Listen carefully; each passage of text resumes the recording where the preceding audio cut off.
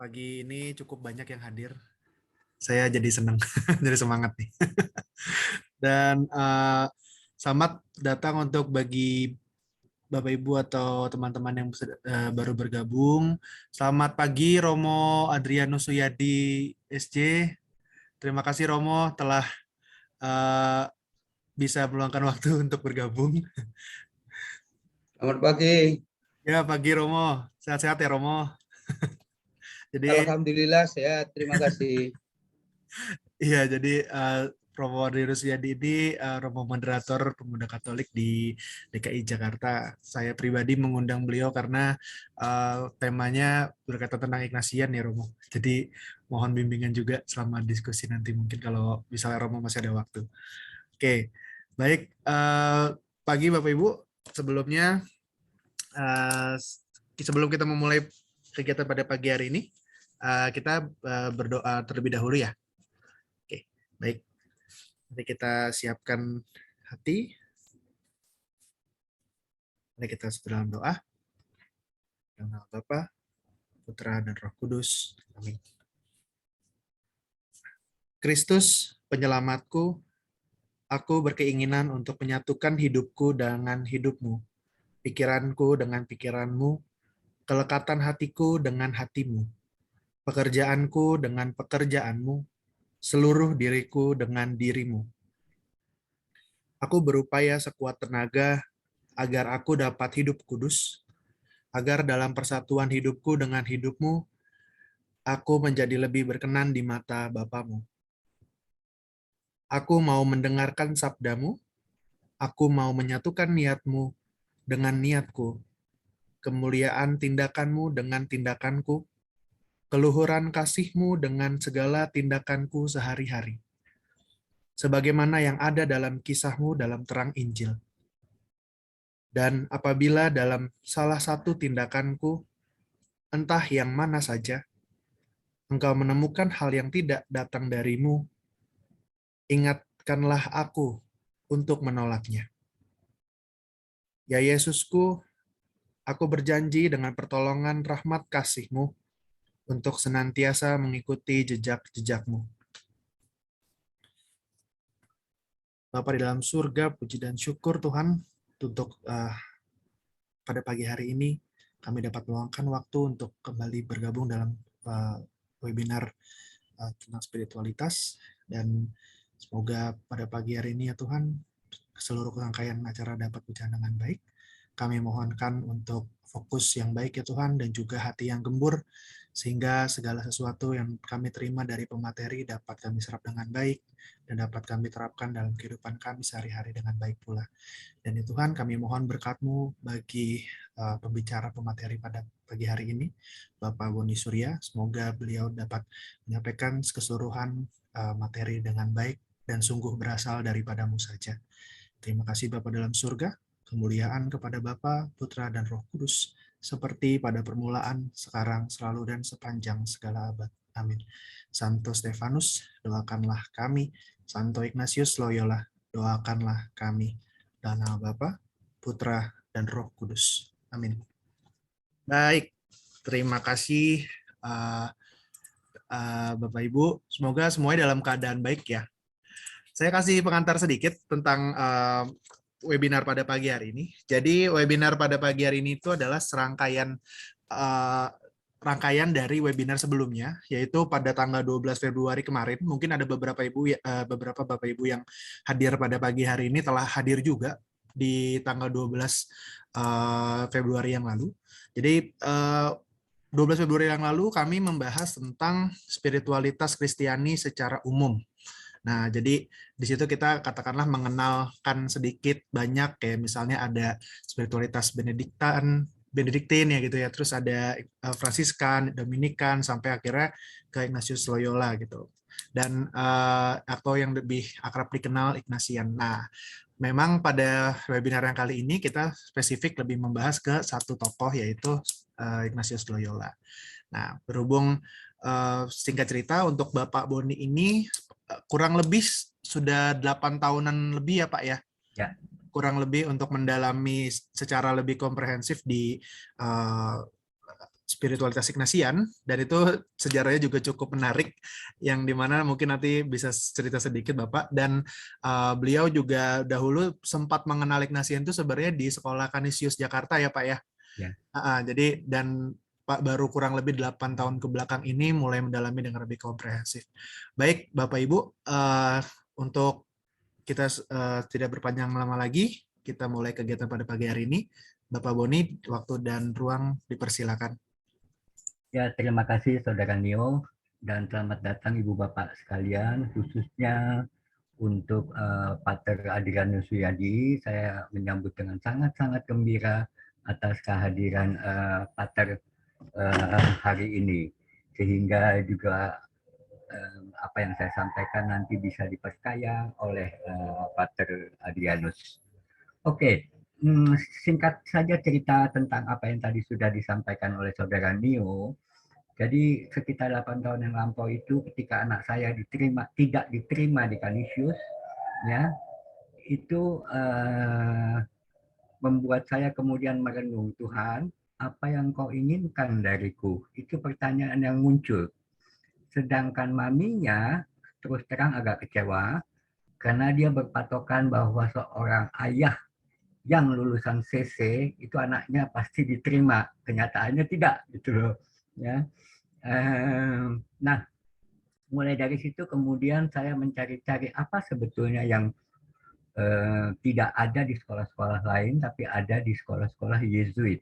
Ya, apalagi 15 tahun belakangan ini Yesuit sendiri kemudian mendirikan asosiasi Yesuit untuk seluruh sekolah-sekolah maupun universitas yang ada di Indonesia. Dan minggu esok kalau tidak salah itu akan ada misa khusus yang akan dibawakan sebagai selebrant utamanya adalah Romo Beni sebagai Provincial Yesuit Indonesia.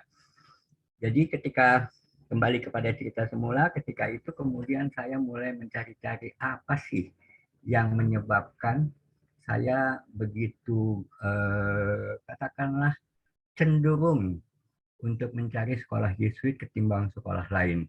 Ya, memang puji Tuhan kemudian anak saya diterima dengan sangat baik, ya, dengan nilai masuk tes masuk yang juga baik di Santa Ursula BSD.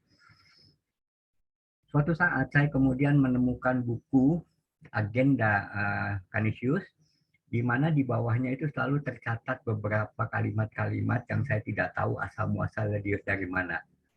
Ada kalimat bla bla bla bla, ekornya dalam kurung LR nomor sekian. Kalimat berikutnya juga begitu, LR nomor sekian. Sampai ratusan.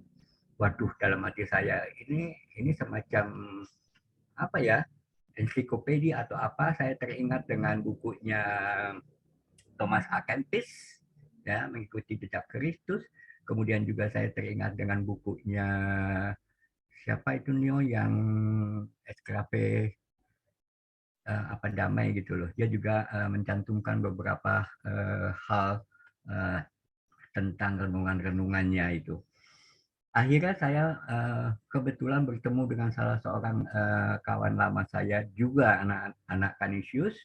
Dia 4 tahun atau 3 tahun senior saya.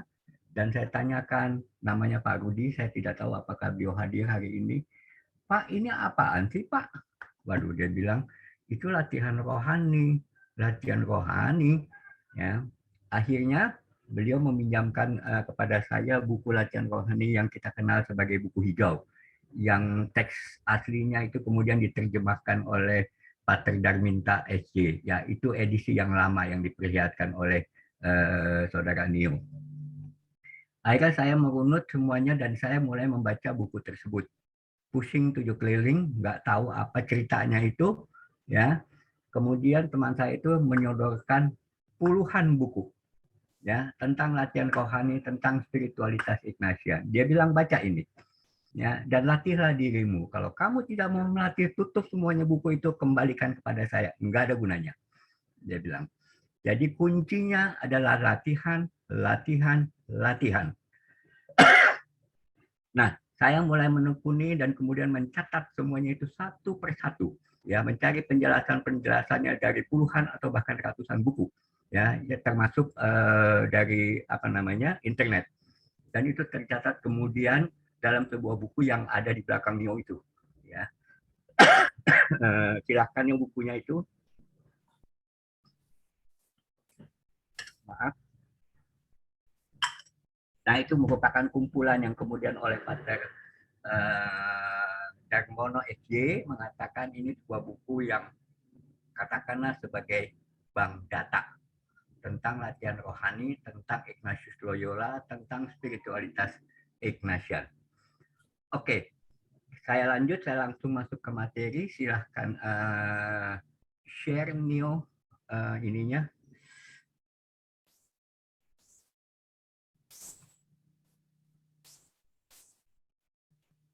Saya akan memulai dengan pembukaan bahwa mungkin banyak orang bingung untuk apa sih kita melatih rohani kita, untuk apa sih semuanya itu, ya. Orang juga mungkin bertanya-tanya, ngapain sih saya hidup, untuk apa sih saya hidup, kemana sih tujuan saya. Saya tidak akan membacakannya, tapi saya hanya akan menyampaikannya. Mari kita lihat Matius 25. Ya, dari yang paling awal, dari ayat 1 sampai yang terakhir, di situ ada 3 perikop. Yang pertama adalah tentang 5 gadis bijaksana dan 5 gadis bodoh. Yang kedua perumpamaan tentang talenta. Dan yang ketiga adalah penghakiman terakhir. Ya, ketiganya itu merupakan satu kesatuan di mana bahwa ujung-ujungnya adalah bila kita sungguh-sungguh mau mengikuti Kristus, ya, bahwa kita tidak boleh abai. Ada di Matius 25, kemudian dengan apa yang kita peroleh dari rahmat Tuhan, dengan talenta-talenta kita, bagaimana kita membagikan semuanya itu, atau dalam bahasa Ignatian juga dikenal dengan men and women for and with others. Dan kemudian di penghakiman terakhir kita bisa melihat kemana kita menuju. Ya. Itu kurang lebih secara garis besar. Nanti akan lanjut lebih detail lagi. Ya. Nah, next, Saudara Nio. Di tengah kesibukan dunia, seringkali muncul pertanyaan, ya, apalagi bagi mereka yang mungkin sudah sedikit berusia, sudah melewati katakanlah jenjang sekolah menengah ke atas, bertanya-tanya, kok saya hidup begini-begini aja sih ya? Saya sering kali merasa kesepian. Kesepian dalam arti di sini juga kekosongan. Orang tidak tahu lagi mau ngapain saya sekarang ini. Ya, bangun pagi, sekolah, belajar, udah gitu besok udah pagi lagi dan seterusnya. Ya, apa dan kemana tujuan hidup saya? Mengapa saya merasakan kekeringan, kekosongan rohani dan sulit tumbuh dalam iman?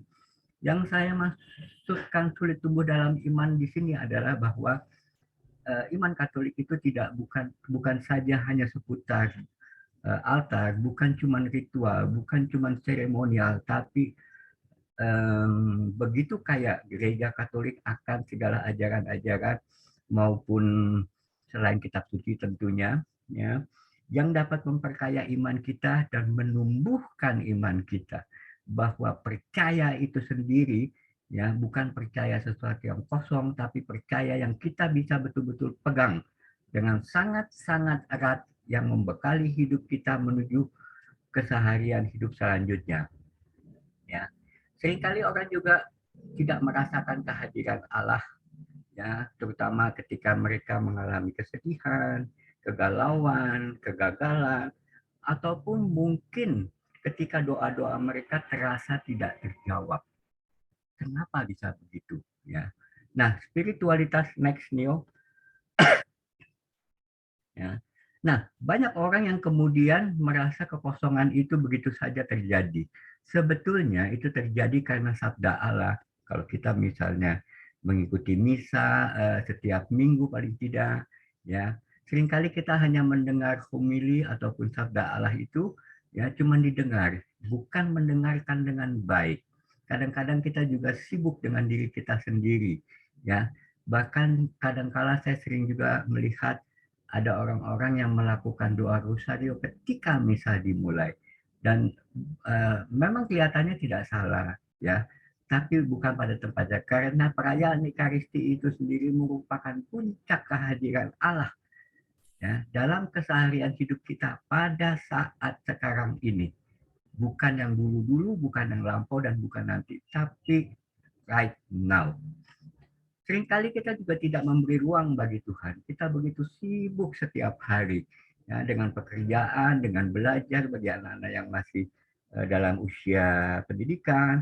Ya, kita juga seringkali membaca tanpa paham apa yang dibaca dan kemudian kita tidak mau bertanya kepada mereka-mereka yang mungkin memahami. Ini apa sih maksudnya? Ya, misalnya dalam membaca kitab suci kita seringkali hanya membaca tapi tidak berlexio divina. Lexio divina itu sangat penting dan latihan rohani tidak pernah memisahkan lexio divina. Jadi kalau kita membaca buku latihan rohani yang hijau tadi itu dipenuhi dengan sebetulnya dengan renungan-renungan, kontemplasi-kontemplasi, meditasi dari awal hingga akhir kehidupan Yesus Kristus dan kebangkitannya. Kebangkitan tidak boleh atau jangan dimaknai sebagai hidup kembali, ya dalam arti kata dari mati hidup kembali, tapi kebangkitan adalah menjadi sesuatu yang baru, ya bahwa kita pun harus bangkit dari hidup kita, bertransformasi dari habitus lama kita ke habitus baru kita yang sesuai dengan apa yang dikehendaki oleh Bapa. Seringkali juga kebenaran wahyu itu tidak dilatih, ya, agar dapat tumbuh dan menggerakkan kerohanian untuk mencapai keselamatan kita, yaitu hidup kudus. Contohnya, kita pergi ke gereja, ya, baru saja pulang gereja, orang-orang sudah ribut misalnya di ruang parkir, ya, sesak penuh dan ada orang yang belum sampai di mobilnya dan kemudian mereka ngomel-ngomel. Ya, ini salah satu bahwa kita tidak melatih. Ya. Ada juga misalnya kita pergi ke mall dan kemudian saat kita baru pulang, naik mobil, dan kita kurang memperhatikan ketika kita mau memberikan tip kepada si tukang parkir. Dan uang itu jatuh. Jadi di sini terjadi, katakanlah kita kurang peka untuk menghargai orang lain.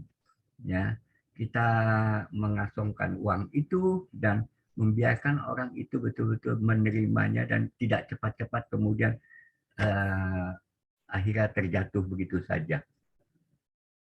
Dan yang paling utama seringkali terutama masih di kalangan kaum muda, meskipun saya bisa memahaminya karena mereka masih dipenuhi dengan hal-hal yang lainnya, adalah dorongan maupun kemauan dan kemampuan untuk mentransformasikan iman dalam pikiran, perkataan, dan tindakan nyata. Next.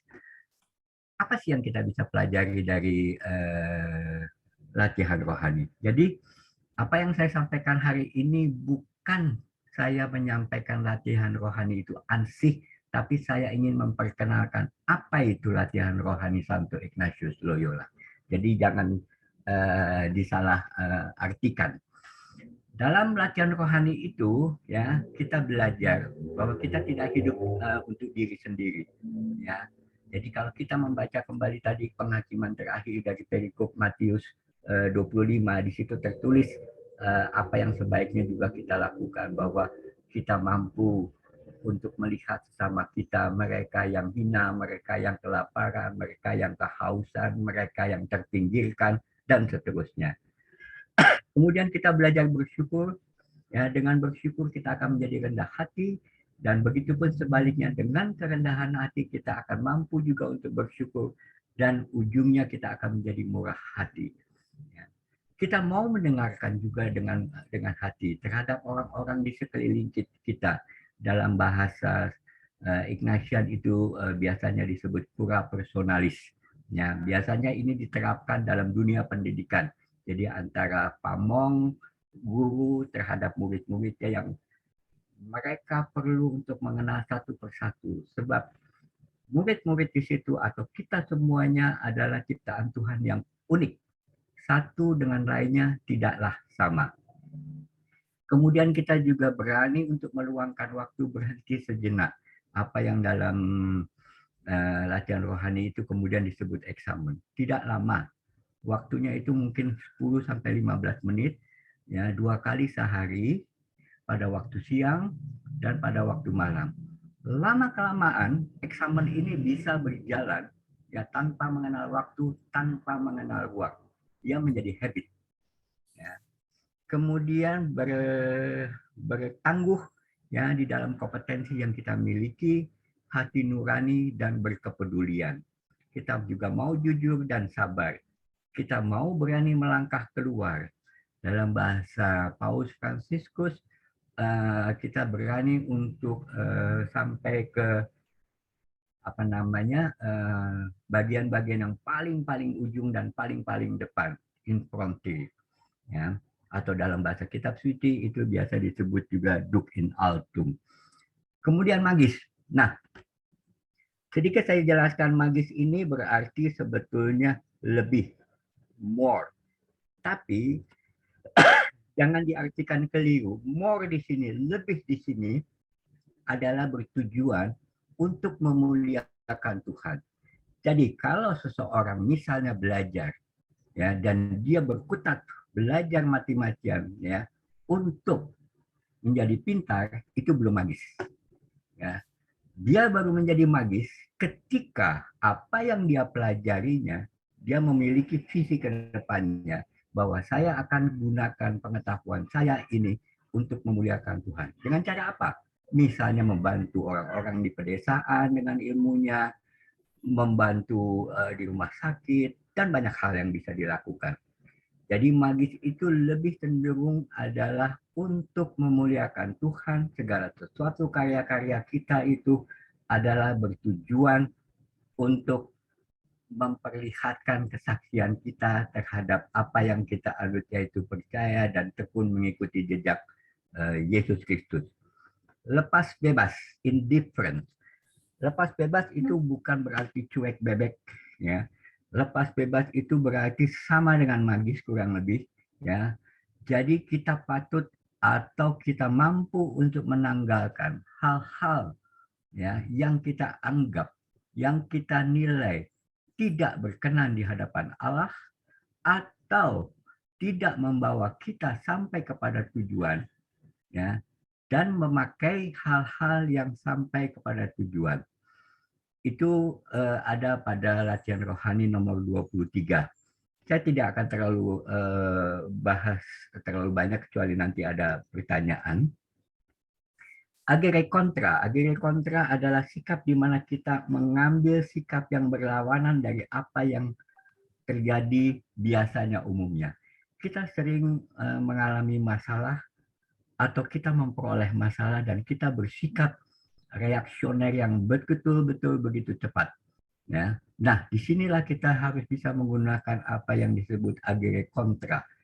Kita merenung sejenak, kita berhenti sejenak di situ, dan kemudian apa yang bisa kita lakukan untuk tidak membalas dalam tanda kutip, tapi apa yang kita terima, yang katakanlah yang negatif, atau bisa saja agere kontra itu dijadikan sebagai sebuah pendorong untuk sesuatu apa yang sudah kita lakukan, dan kemudian kita kreatif, inovatif untuk mencari ilham-ilham yang baru. Terutama agere kontra ini juga bisa diterapkan lebih banyak di dunia pendidikan. Et maiorem Dei gloria mungkin banyak orang sudah tahu, artinya lebih memuliakan Tuhan demi makin besarnya kemuliaan Tuhan. Tapi inti dari Et maiorem Dei gloria adalah bagaimana caranya kita menemukan, menggali Roh Kudus yang sudah ada di dalam diri kita masing-masing, kemudian itu menjadi pelecut bagi kita untuk membuat makin besarnya kemuliaan Tuhan. Ya. Dan terakhir adalah menemukan Tuhan dalam segala, atau finding God in all things. Di mana dalam setiap perkara hidup kita, apapun itu, baik suka, duka, kegagalan, kesuksesan, ya di situ sebetulnya kita bisa menemukan Tuhan. Bahkan di daerah-daerah terpencil sekalipun, di situ kita bisa menemukan Tuhan. Tentunya di dalam latihan rohani itu ada tahapan-tahapan yang harus kita lalui untuk sampai ke situ. Oke, berikutnya. Apa pentingnya bagi kita latihan rohani? Latihan rohani itu mengolah rohani kita, ya. Dan kita tahu dari Santo Ignatius itu sendiri, ya, dia banyak melakukan olah rohaninya sehingga dia mampu mencatat apa-apa yang terjadi pada saat itu, ya, sehingga yang kemudian kita kenal sebagai teks latihan rohani. Latihan rohani, next. Latihan rohani mengajak manusia belajar menemukan Tuhan melalui pengalaman suka duka hidup, pergulatan dalam berbagai hal, dalam sukacita Injili, meskipun kita terbenam dalam kesibukan dunia. Jadi latihan rohani atau spiritualitas Ignatian ini bukan spiritualitas monastik. Jadi bukan spiritualitas biara. Hidup kita semua di sini kebanyakan ibu bapak sekalian, ya, hidup di dunia nyata yang disibuki oleh pekerjaan, tugas, dan berbagai macam tantangan-tantangan.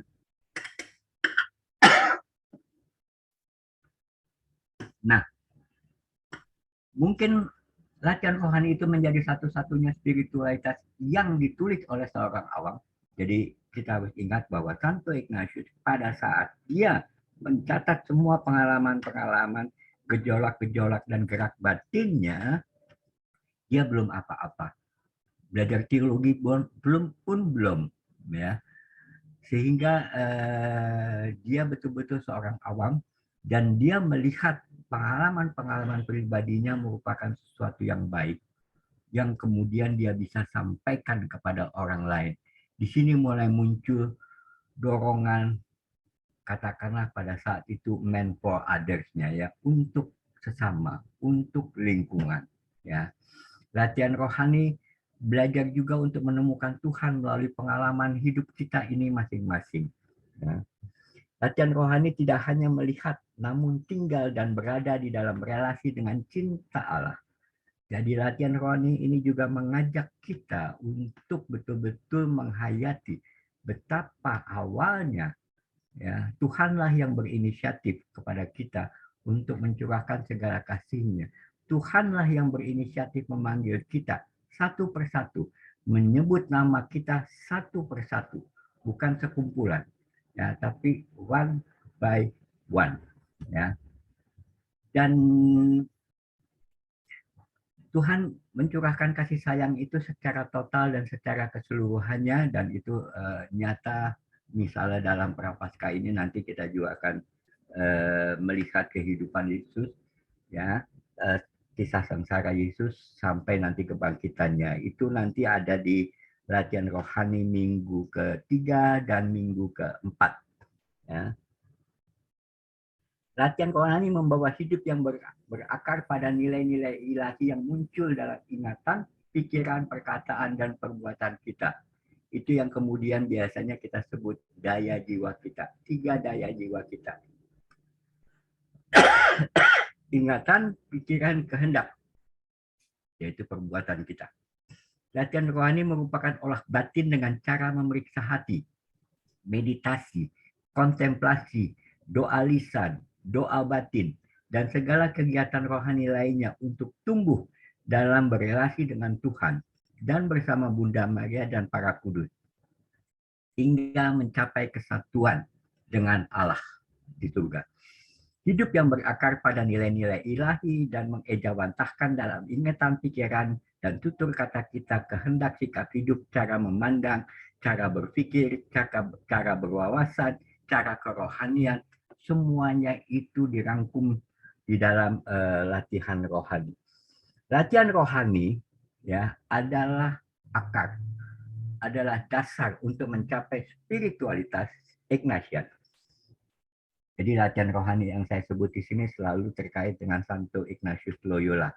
Bukan latihan rohani yang misalnya ditawarkan atau disampaikan oleh Teresia Avila dengan kuri batinnya, Teresia Lixiuk dengan jalan kecilnya, Santo Yohanes Salib dengan The Dark Night of the Soul, Santo Franciscus dengan kehinaan dan kerendahan hati, dan seterusnya. Latihan rohani juga mengajarkan kepada kita untuk tekun dalam proses pendewasaan iman. Ini yang penting, proses pendewasaan iman. Kita tidak hanya tumbuh, tapi kita juga mendewasakan iman kita. Pertumbuhan iman dapat terjadi sejauh mana kita mau dan bersikap untuk menggerakkan rahmat Allah. Ingat, rahmat Allah itu sudah ada. Sudah diberikan sejak kita lahir. Ya, tinggal kita mau nggak menggerakkan semuanya itu. Rahmat itu selalu dicurahkan. Tapi seringkali kita mengabaikannya dan kita mendiamkannya, kita cuek. Kita tidak ambil pusing dengan semuanya itu. Itu yang menghambat kita dalam pertumbuhan rohani. Ya. Ketidakselarasan antara rahmat dan kehendak membuat iman kita menjadi tipis. Oleh karena itu, orang perlu untuk masuk dalam proses ilahi dan setia dalam setiap proses yang dijalaninya. Latihan rohani itu memang kita jalankan orang per orang. Tapi yang utama adalah semua orang-orang itu dididik langsung oleh Roh Kudus. Ya. Jadi kalau kita mengikuti latihan rohani, memang ada pembimbing biasanya ya oleh pater-pater Yesuit ya. Nah, tapi yang utama kita harus sadar betul bahwa di situ Roh Kudus punya peran sangat-sangat penting, sangat-sangat besar. Pater dan lain sebagainya sebagai pembimbing adalah sarana untuk menyampaikan, untuk tempat di mana orang bisa bertanya, untuk menjelaskan segala sesuatunya yang mungkin sulit untuk dipahami pada saat itu. Maka kembali kepada Matius 25 itu 5 gadis bijak dan 5 gadis bodoh, janganlah kita menyanyiakan waktu. Saya masih muda, nanti aja, masih jauh mati saya, belum tentu. Petaka yang paling besar ya bagi kita manusia adalah mati mendadak. Ya. Keluar rumah kejatuhan genteng, ceklek, mati. Kita nggak punya kesempatan apa-apa lagi. Ya. Jadi jangan sia-siakan waktu karena bisa saja terlambat. Ingat, ya, segala perbuatan kita semuanya itu punya nilai. Ya, mau baik, mau jahat, ada nilai-nilai baiknya, ada nilai-nilai jahatnya. Ya, di situ tercatat. Ya, jasad kita mungkin habis hilang ketika kita mati, tapi roh kita akan datang dan itu kita akan sampai pada penghakiman terakhir. Ketika kita mati, kerahiman Allah itu tidak ada lagi. Kerahiman Allah itu berlaku ketika kita hidup. Tapi ketika kita mati teksek, ya, yang muncul adalah keadilan. Ya, jadi kita tidak bisa sekarang melihat, nah disinilah hebatnya Allah kita itu, ya, bahwa segala perbuatan-perbuatan kita itu kita perlu mempertanggungjawabkannya dengan sebaik-baiknya. Ya, oleh karena itu, marilah kita tumbuh, mari kita asah kerohanian kita, ya, sehingga itu nyata di dalam kehidupan sehari-hari melalui sikap-sikap kita. Seturut apa yang tadi disampaikan di dalam penghakiman terakhir, ya. Maka untuk bertumbuh secara sehat dalam iman kita butuh menyiapkan, kita butuh lahan yang subur bagi bibit-bibit iman itu. Beberapa hal yang dapat diusahakan, pertama adalah mau berdamai dengan diri sendiri. Kemudian siap bekerja sama dengan Allah. Tanpa kerjasama dengan Allah ini, kita juga tidak akan mencapai Allah apa-apa. Mau terbuka pada kehendaknya, ya, tidak menuruti ego-ego kita. Di situ kita patut juga mengosongkan diri, ya. Kemudian kita mau tekun dan rajin untuk memperhatikan gerak batin dan bersikap lepas bebas terhadap ciptaan-ciptaan lainnya. Sebagaimana gerak jalan, jadi latihan rohani, sebagaimana gerak jalan, jarak dekat, jarak jauh, lari-lari, ya, yang dilakukan para atlet atau olahragawan, sebetulnya latihan rohani juga begitu. Jadi latihan rohani tidak cukup kita hanya mendengarkan seseorang, misalnya pater-pater Yesuit, membawakannya dan kemudian, hore, ya, saya sudah ikuti latihan rohani saya sudah tumbuh. Tidak bisa begitu. Latihan rohani itu harus dilakukan. Jadi kalau orang mau mengikuti latihan rohani, katakanlah analognya, kalau orang mau berenang, tidak cukup hanya belajar teori berenang. Dia harus nyebur ke dalam kolam itu. Kapan? Tiap hari sepanjang hidupnya. Latihan rohani itu tidak berhenti ketika kita ya mempelajari buku latihan rohani dari halaman awal sampai akhir. Tidak. Latihan rohani berlangsung terus sepanjang hidup kita. Makin hari makin baik, makin hari makin magis, makin hari makin memuliakan Tuhan dengan segala rutinitas hidup kita sehari-hari. Oleh karena itu latihan rohani harus dijalankan dan dilatih dari hari ke hari. Tanpa melatih diri dengan ketekunan, kita pasti gagal dan kita pasti tidak menemukan apa-apa di situ.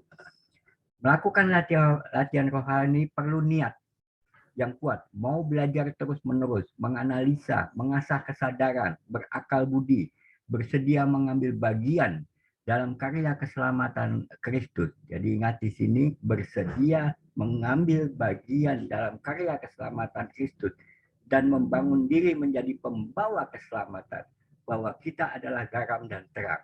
Kalau kita membaca Injil, di situ tidak dikatakan hendaklah kamu menjadi garam dan terang, tapi yang dikatakan adalah kamulah garam dan terang dunia. Untuk siapa? Untuk sesama dan lingkungan kita sendiri. Maka latihan rohani adalah hal yang juga syarat akan misioner dan apostolik. Gerak misioner dan apostolik itu secara sederhana diharapkan orang mampu melakukan misi hidupnya sesuai dengan segala talentanya, kompetensinya, kemampuannya untuk tidak sibuk bagi dirinya sendiri, melainkan mampu berkepedulian, mengalirkan berkat sesuai kemampuan dan talenta di mana orang tersebut sedang berpijak. Lihat Matius 25:14-30. Jalan kerohanian menuntun untuk berani bertanya, apa yang mesti diubah? Apa yang sebaiknya diperbaharui? Apa yang Engkau inginkan dariku, Tuhan? Apa yang Tuhan inginkan aku perbuat untukmu? Latihan rohani dimaksud untuk mencapai kebebasan spiritual, merdeka, kemampuan untuk menemukan kehendak Tuhan dalam hidup sehari-hari kita, dan bertindak atas dasar roh dan cinta Tuhan yang kita terima. Latihan rohani Santo Ignatius meletakkan dasar ingatan, kesatuan hati nurani, budi, pikiran, kehendak dalam kesadaran penuh bahwa Allah hadir dan berkarya dalam diri kita masing-masing untuk selalu tumbuh dalam relasi dengan Allah dan berkembang dalam pengabdian semata-mata demi makin besarnya kemuliaan Allah. Maka latihan rohani itu bagaikan benih yang kita tanam, yang awalnya tumbuh akar yang menghujam ke dalam tanah. Artinya menghujam ke dalam diri kita sendiri, mencari akar-akar permasalahan yang lain-lainnya, sambil sekaligus mencari nutrisi yang ada di dalam diri kita sendiri, ya, yang dibutuhkan untuk dapat memunculkan tunas-tunas yang mengarah ke atas, menumbuhkan batang, daun, menggapai energi dari sang sinar matahari di sini, kalau itu analoginya ke tumbuhan, dan curahan air yang kita terima. Jadi di sini adalah sinar itu adalah terang Allah, Injil, ya, dan air itulah adalah air kehidupan yang terus diolah agar apa yang tumbuh dapat berbunga dan akhirnya menghasilkan buah-buah yang bermanfaat, bukan untuk hanya diri sendiri, tapi bagi sesama dan lingkungan kita. Ya. Jadi latihan rohani awalnya kita terlebih dahulu masuk ke dalam diri, mencari sisi baik dan sekaligus menyingkirkan unsur-unsur buruk. Ya, unsur-unsur buruk ini mungkin saja belum menjadi dosa, ya, tapi dia merupakan akar-akar keinginan yang bisa jadi nanti akan menumbuhkan dosa-dosa yang hanya akan menghambat kita untuk dapat tumbuh dalam iman, ya, atau mencapai tujuan. Menjalani latihan rohani bukan sekedar berteori atau mengikuti sesi-sesi latihan rohani secara suam-suam kuku, mediokrasi, bukan begitu. Melainkan harus dijalani dengan ketekunan dan mengejawantahkan iman akan Kristus, pelan-pelan, sedikit demi sedikit. Ya. Tidak bisa sekaligus, semua butuh proses. Latihan rohani Santo Ignatius Loyola meletakkan dasar ingatan kesatuan hati nurani, budi, pikiran, dan kehendak dalam kesadaran penuh. Tadi ini sudah saya ini sampaikan. Dalam perkara hidup, keputusan-keputusan kecil ditentukan dan diambil setiap hari. Jadi latihan rohani itu juga kita belajar untuk bisa mengambil keputusan. Mana-mana hal-hal yang sesuai dengan kehendak Tuhan, mana-mana hal-hal yang rasa-rasanya ini bukan kehendak Tuhan. Kita harus berdiskresi dengan baik, atau dalam bahasa Ignatian itu discernment, ya, itu adanya nanti di minggu kedua. Jadi latihan rohani dikenal sebagai cara berpikir, berwawasan, bersikap, bertindak untuk membantu orang agar sampai pada pengalaman akan Allah di dalam dirinya. Nah, karakter latihan rohani adalah kesadaran bahwa kita sebagai ciptaan Tuhan dan ditebus olehnya lewat misteri salib dan kebangkitan menuju kemuliaan. Kesadaran bahwa Yesus memulai karya penebusan lewat hal-hal yang sederhana dan juga lewat realitas hidupnya menunjukkan bahwa dunia ini adalah tempat yang baik untuk hidup dan berkarya. Belajar menemukan Allah dalam segala sesuatu dan menemukan segala sesuatu dalam konteks kehadiran Allah. Menempatkan Allah sebagai yang utama dalam setiap niat kita, usaha kita, karya kita, pikiran kita, dan kemudian juga kehendak dan tindakan kita untuk menemukan kehendaknya. Dan selalu mendapatkan cinta dan rahmatnya untuk hidup bagi orang lain, bagi sesama, bagi kesejahteraan lingkungan-lingkungan kita, ya, baik keluarga, masyarakat, bahkan juga mungkin negara. Dan kemudian kita berani melangkah keluar. Keinginan besar menjadi sahabat Yesus dan ikut serta dalam misinya di dunia, serta menjadi serupa dengannya. Hidup dalam doa yang berkelanjutan dan juga kepekaan terhadap roh dan kesungguhan untuk mencari kehendak Tuhan. Ya. Sikap dan semangat untuk menjalani latihan rohani yang perlu kita sadari sejak awal adalah mau meluangkan waktu, memahami batin, mendengar panggilan Allah, belajar dari sahabat, mendengar dengan hati, jujur sabar, daya ingatkan, renungan, kolokwi yaitu percakapan intim dengan Tuhan atau dengan Bunda Maria atau dengan para kudus. Tapi umumnya adalah dengan tiga pribadi Tuhan, Bapa, Putra, dan Roh Kudus. Dan kemudian doa dalam latihan rohani. Ya. Dari situ kita mulai mengenal diri Allah, diri kita sendiri, ya. Dan kemudian kita belajar untuk mengolah diri, mengolah batin melalui eksamen, ya.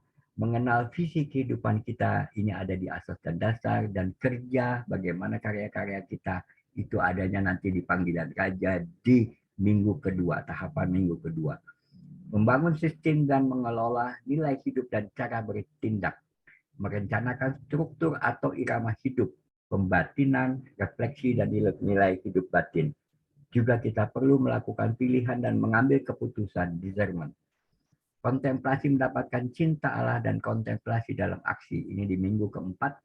Hidup tangguh, cerdas, berakal budi, berhati nurani, dan berkepedulian. Merasul dan mengembala. Bagaimana berdoa dan bertindak menemukan Tuhan. Oke, semangat yang perlu kita tanamkan adalah AMDG, agere contra, kolokwi, cura personali, desolasi, finding God in all things, discernment, examen, ite implementa omnia, artinya kita diutus, konsolasi, lepas bebas, magis, minima societas, artinya melakukan hal-hal sederhana tapi dengan cinta yang sebesar-besarnya. Kemudian kita juga di situ belajar apa itu skrupe, tentang 3 daya jiwa, 3 golongan orang, dan 3 kerendahan hati. Itu ada semua nanti di dalam semangat latihan rohani. Ya, terlalu panjang untuk diuraikan satu persatu di sini. Bersiap untuk latihan rohani. Bagaimana kita menyiapkan diri kita? Ya, yang pertama di situ adalah cara-cara melatih dengan baik. Jadi seorang pembimbing latihan rohani dalam hal ini biasanya pater-pater Yesuit, ya, mereka sebelum menyampaikan latihan rohani, mereka pun mempersiapkan dan mengenal siapa saja sih audiens-audiens yang ada. Kemudian bagaimana keteraturan, ketekunan, ritme, semuanya itu sudah ditentukan sejak awal. Kesiapan pelaku, pribadi-pribadi itu sejauh mana, sekuat apa, sedalam apa, serindu apa mereka itu ingin melakukan latihan rohani. Kemudian mengenai isinya, materinya yang dapat dikomunikasikan secara baik. Karena bisa jadi saja seseorang itu memahami latihan rohani dengan baik. Yang saya maksud seseorang di sini tentunya adalah para Yesuit, tapi mereka belum tentu bisa menyampaikannya dalam bahasa yang cocok untuk audiens yang mereka hadapi. Ya, jadi tidak semua orang itu bisa dengan ini. Tentunya itu butuh juga rahmat Tuhan. Latihan rohani merujuk pada upaya seseorang secara pribadi untuk menumbuhkan iman kerohaniannya, serta terutama relasinya dengan Tuhan dan juga dengan sesama. Kesungguhan niat inilah memupuk relasi dengan Allah semakin akrab. Dengan olah diri dan rohani, kita ingin menghadirkan Allah dalam setiap perkara ya, dan demi kepentingan menyelamatkan jiwa-jiwa kita. Ya, jadi bukan cuma untuk diri sendiri.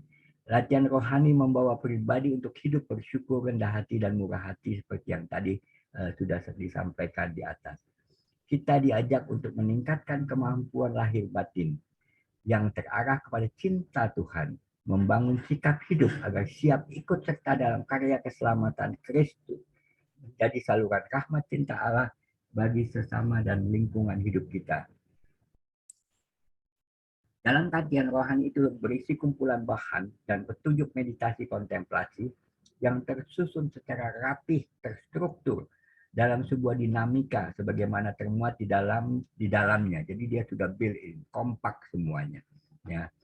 Sebagian dari dinamika latihan rohani tersebut tampak pada pengelompokan isi meditasi dalam 4 minggu atau 4 tahapan. Yang disebut 4 minggu ini bukan minggu dalam kalender ya, jadi bukan seminggu itu harus 7 hari.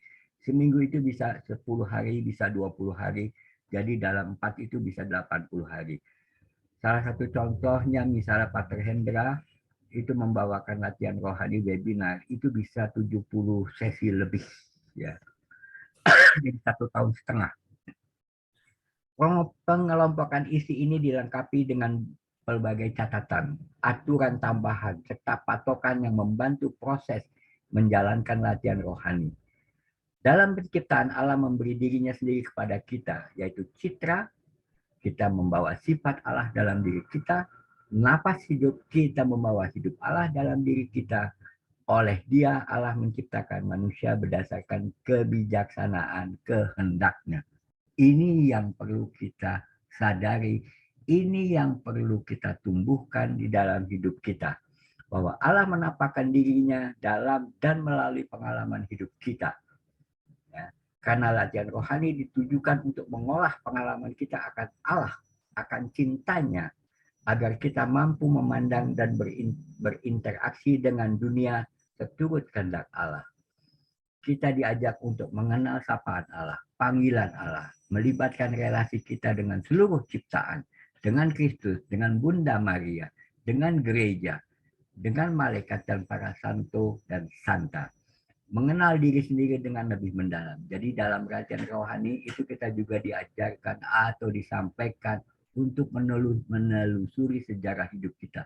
Dari kecil, ya, sampai dewasa, ada apa di situ, apa yang terjadi, luka-luka batin apa yang kita dapat, rahmat Tuhan apa yang kita rasakan, ya. Kemudian juga bisa juga hal-hal apa ya, atau kejadian apa yang kita rasakan bahwa seakan-akan Tuhan itu meninggalkan kita, ya. Dan kemudian kita bisa memandang dan menyikapi segala perkara dengan mata, pikiran, tindakan sebagaimana yang Yesus Kristus lakukan. Langkah awal adalah tentunya menyadari sikap kita sendiri. Siapakah saya sebetulnya di hadapan Tuhan? Ya. Kita bisa melihat itu di kitab Kejadian.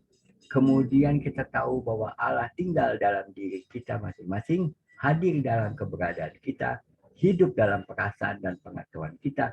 Bahkan Allah menjadikan kita baitnya. Secara aku diciptakan sebagai gambar dan citra Allah. Jadi kenalilah diri Anda, itu adalah langkah yang paling awal.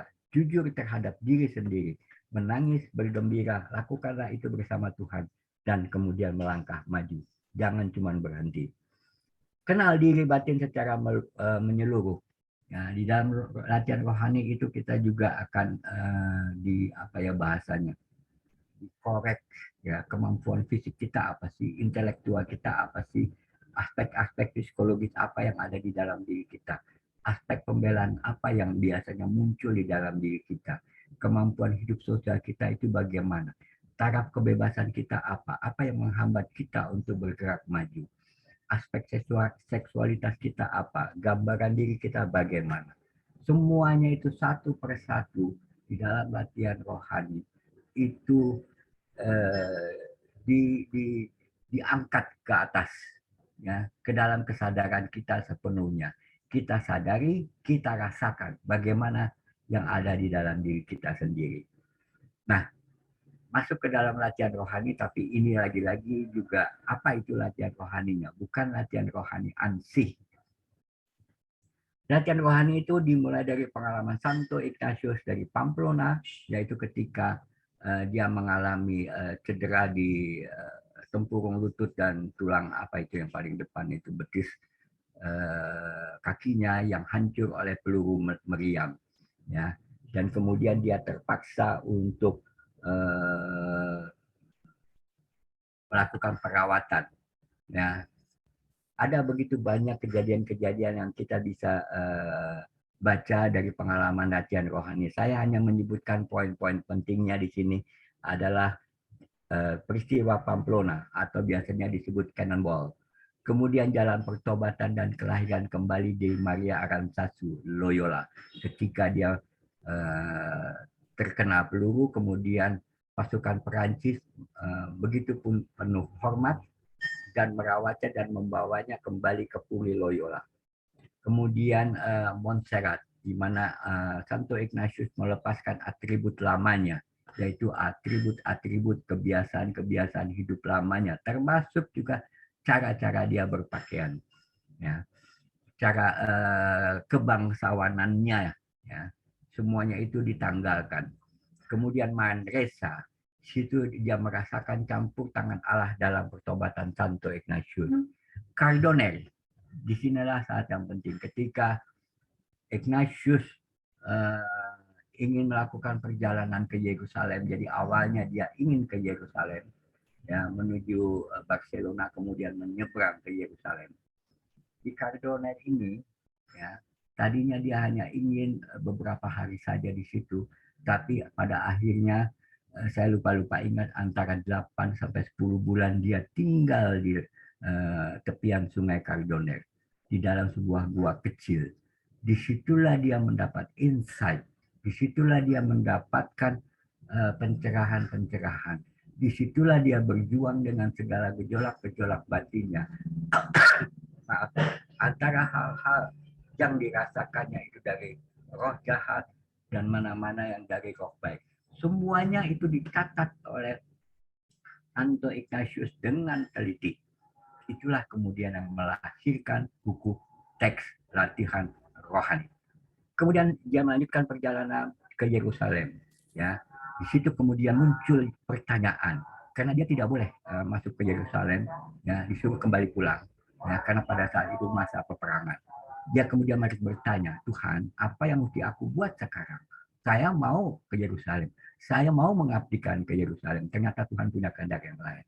Ya, di Barcelona dia muncul niatan untuk membantu jiwa-jiwa. Di Salamanca dia meletakkan masa depannya di tangan Tuhan.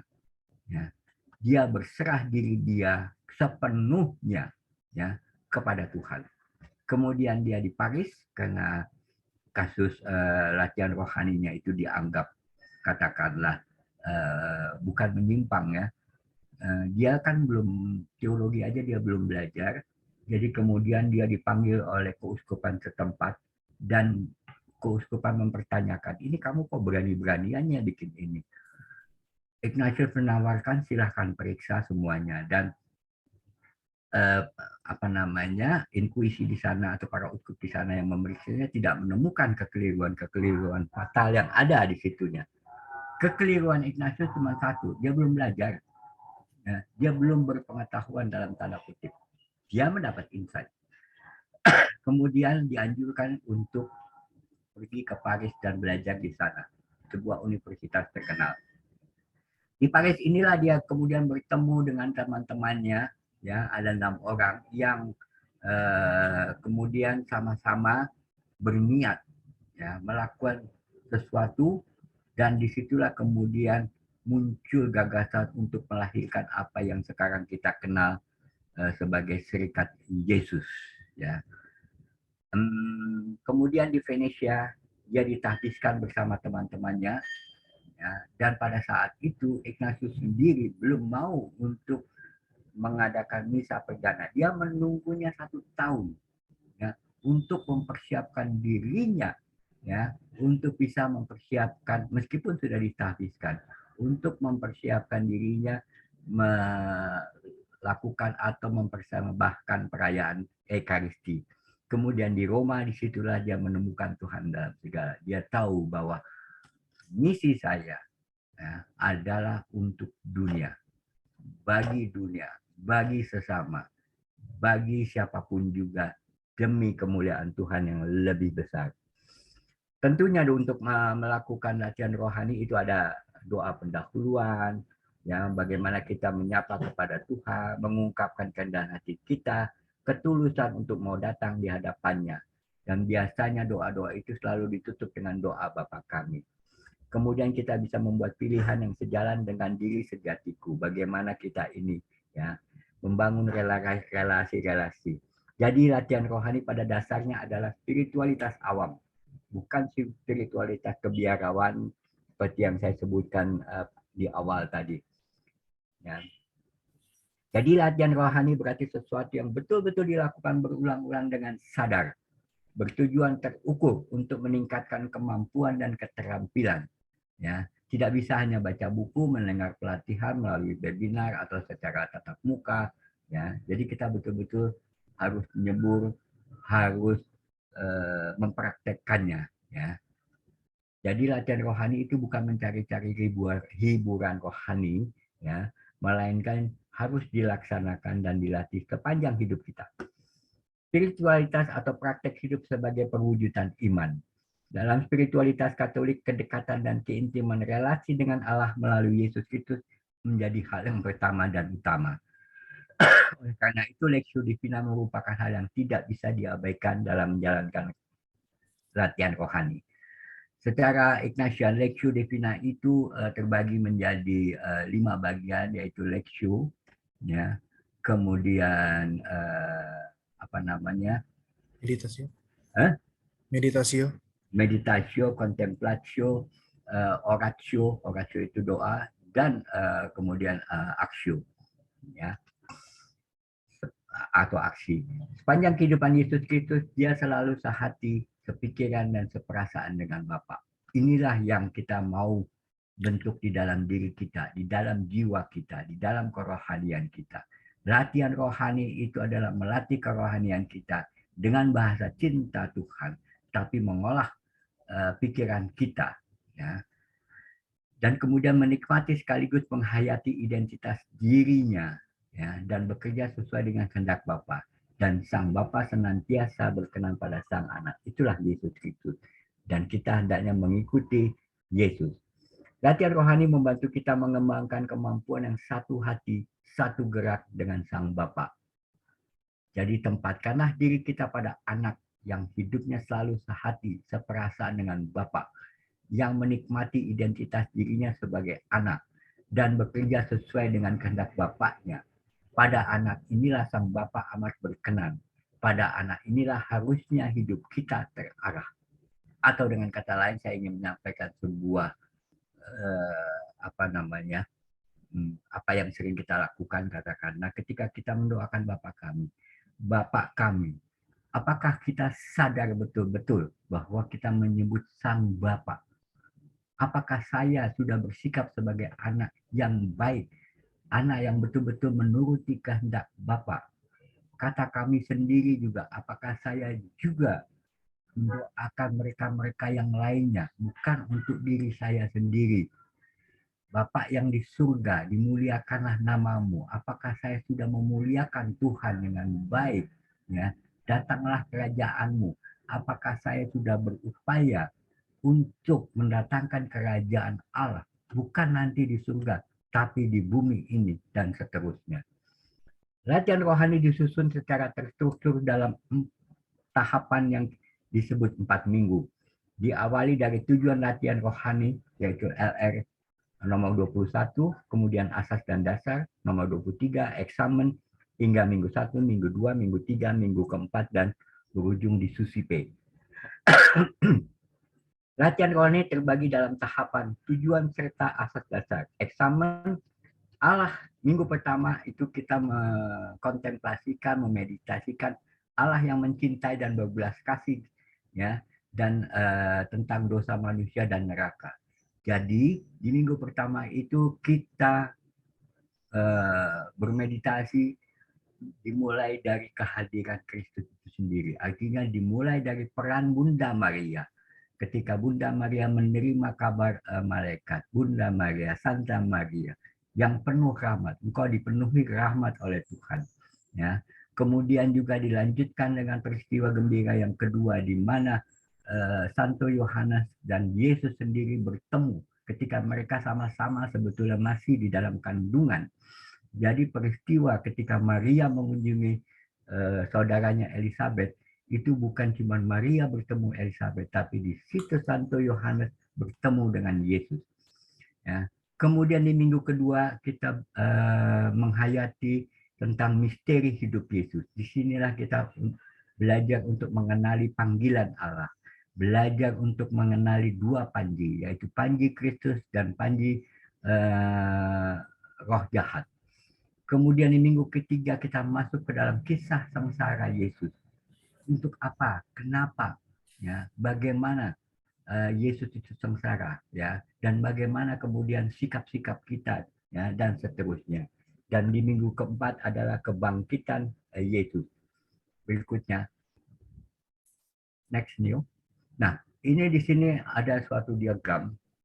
Kortesinya ini adalah milik dari Pater Hendra, ya, di mana minggu pertama itu pemurnian, di mana kita mengenali dosa-dosa kita dan mengenali kasih Allah, ya.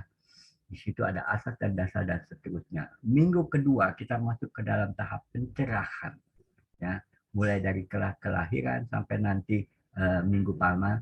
Kemudian ada 3 golongan orang, 3 kerendahan hati, panggilan raja, 2 panji, ya, dan penegasan-penegasan rohani.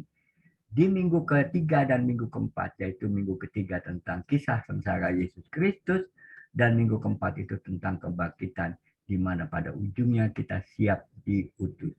Ite implementa omnia. Marilah kita kobarkan dunia dengan cinta Tuhan. Dan di situ ada kontemplasi et amorem, artinya kontemplasi untuk mendapatkan cinta dan menemukan Tuhan di dalam segala hal. Next. Tahap pertama itu memperbaiki apa yang rusak karena dosa. Tahap kedua membangun apa yang sudah diperbaiki dalam citra Yesus. Tahap ketiga menguatkan pertumbuhan gambar Yesus dalam kesatuan kita dengannya.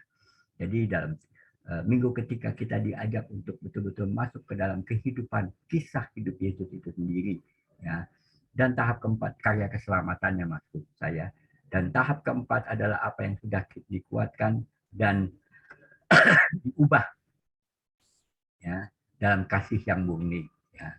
Dan itulah tujuan rohani, latihan rohani, yaitu menaklukkan diri dan mengatur hidup begitu rupa hingga tak ada keputusan yang diambil di bawah rasa lekat tak teratur. Manapun juga, kemudian mencari dan menemukan kehendak Allah dalam hidup nyata guna keselamatan jiwa kita. Atau itu terkena di ada latihan rohani nomor 21, lanjut ke latihan rohani nomor 23. Ini merupakan asas dan dasar, ya, bahwa manusia diciptakan untuk memuji, menghormati, serta mengabdi Allah Tuhan kita. Dan dengan itu menyelamatkan jiwanya. Lihat kata-kata kalimatnya dimulai dengan kata memuji, menghormati, serta mengabdi. Yaitu bahwa kita memuji itu sebagai nabi, ya, menghormati itu menguduskan, ya, sebagai imam, ya, dan yang terakhir adalah mengabdi, yaitu sebagai raja. Minggu pertama meditasi tentang kasih Allah dan dosa-dosa neraka, ya. Di situ kita diajak untuk mengenal diri kita, sejarah hidup kita, meditasi tentang dosa, pemeriksaan hati, percakapan rohani. Di minggu kedua, ya, meditasi tentang Kristus sebagai Raja, dan 2 panji, ya, dan 3 klasifikasi orang. Maka terhadap panggilannya, meditasi dan doa-doa dari minggu kedua mengajarkan bagaimana kita harus mengikuti Kristus sebagai muridnya. Ya. Minggu kedua ini orang mohon keutamaan-keutamaan untuk meneladan Yesus Kristus. Dalam minggu kedua kita menemui 3 meditasi yang tertata seperti 3 bagian dalam satu paket. Ya, yaitu 2 panji, 3 golongan orang, dan 3 kerendahan hati. Di meditasi minggu ketiga, kita mohon agar turut merasakan duka cita yang mendalam. Kita masuk ke dalam peristiwa karya keselamatan Kristus itu. Kita masuk dengan imajinasi kita. Kita hadir di situ. Bukan kita hanya membaca teks-teks kitab suci, tapi kita betul-betul masuk ke dalam peristiwa itu sendiri. Ya. Jadi kalau kita masih kecil dulu, kita suka nonton film jagoan, ya, kita merasa, oh gue mau jadi si jagoan itu. Nah, seperti itulah kita dengan imajinasi kita mau masuk ke dalam peristiwa-peristiwa kehidupan Yesus Kristus, terutama di minggu ketiga, kisah sengsara Yesus. Untuk apa dan lain sebagainya. Ya, kita merenungkan perjamuan terakhir. Kalau Anda masih ingat melihat gambarnya Leonardo da Vinci, The Last Supper, ya, itu digambarkan ke-12 rasul dan Yesus itu melakukan perjamuan terakhir. Ya, anehnya di gambar itu memanjang. Ya, biasanya orang makan-makan rame-rame itu di meja yang melingkar bulat. Pertanyaannya kemudian kenapa Leonardo da Vinci ya melakukan hal tersebut? Ya, mengapa dia hanya satu baris belakang tapi tidak ada di baris depan? Ya, karena di baris depan itulah kehadiran kita. Di baris depan itulah kita diundang untuk ikut serta dalam perjamuan tersebut. Ya, itulah tempat kita. Minggu keempat, kebangkitan Kristus dan penampakan pertama Kristus setelah kebangkitannya kepada Bunda Maria. Memang peristiwa penampakan Kristus dalam kebangkitan setelah Yesus bangkit itu tidak ada di dalam kitab suci. Di kitab suci selalu dikatakan kepada Maria Magdalena. Tapi penampakan yang pertama kali, ya, setelah Yesus bangkit itu kepada maminya. Ya, apa buktinya? Buktinya Maria nggak berbondong-bondong lari-lari ke tempat pemakaman. Karena Yesus sudah menampakkan. Karena Yesus betul-betul hadir di dalam Bunda Maria. Karena Bunda Maria sejak Yesus di dalam kandungannya itu betul-betul menghidupi Bunda Maria. Karena itu sudah sepantasnya ya, Kristus pertama kali menampakkan dirinya kepada maminya. Siapa itu? Bunda Maria. Baru kemudian kepada yang lainnya dan murid-muridnya. Di sini kita mohon rahmat untuk bersukacita, bergembira dengan sangat oleh karena kemuliaan dan sukacita yang besar dari Kristus Tuhan kita. Kontemplasi untuk mendapat cinta adalah latihan cara berada, cara berdoa, dan lain sebagainya. Sikap dan dasar rohani, penggunaan macam-macam hal. Yaitu di latihan rohani 231, mengundang kita retretan untuk kembali ke asas dan dasar bahwa kita ada untuk memuji, menghormati, dan mengabdi kepada Allah Tuhan kita. Ya. Kontemplasi mendapat cinta adalah transisi nyata dan rohani dan akhir proses latihan rohani yang bertransformasi menuju hidup keseharian kita sehari-hari. Kalau latihan rohani dihidupi dengan latihan-latihan rohani secara rutin, maka orang itu akan menghidupi spiritualitas Ignatian. Ini kata-kata ini disampaikan oleh Pater Sudarmono. Mari kita nyatakan kasih dan kemurahan hati Allah yang diberikan pada kita dengan tindakan yang sama agar kemuliaannya semakin besar, semakin nyata, dan semakin berbuah, sehingga semakin banyak orang-orang terselamatkan bersama Putra yang berlelah payah menyelamatkan dunia. Karena besar kasihnya Sang Bapa kepada kita semua, maka sudah selayaknya kita semakin berani dan bersedia untuk berjuang bersama Putra di bawah panji-panjinya. Mereka yang sungguh menghayati spiritual Ignatian sebagai buah dari latihan rohaninya akan nampak dalam pola hidupnya kemudian hari. Yang senantiasa mencari dan menemukan kehendak Allah dalam peristiwa hidup. Mereka senantiasa akan bersikap rendah hati, dalam kerendahan hati mereka bersyukur, dalam rasa bersyukur mereka akan murah hati, jadi berbuat sesuatu.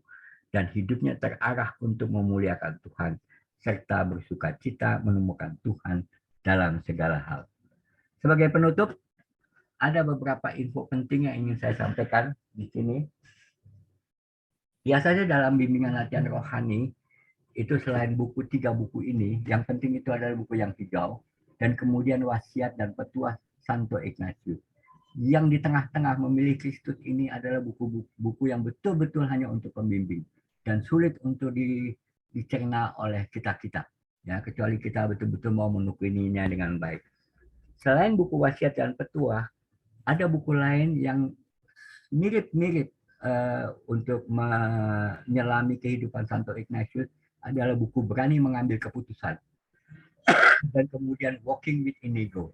Ya, Walking with Inigo memang bahasa Inggris judulnya, tapi isinya dalam bahasa Indonesia sudah diterjemahkan.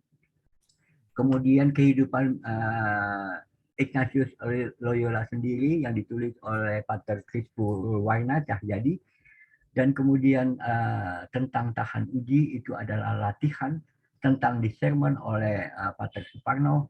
Ya, kemudian ada lagi buku yang ditulis oleh Pater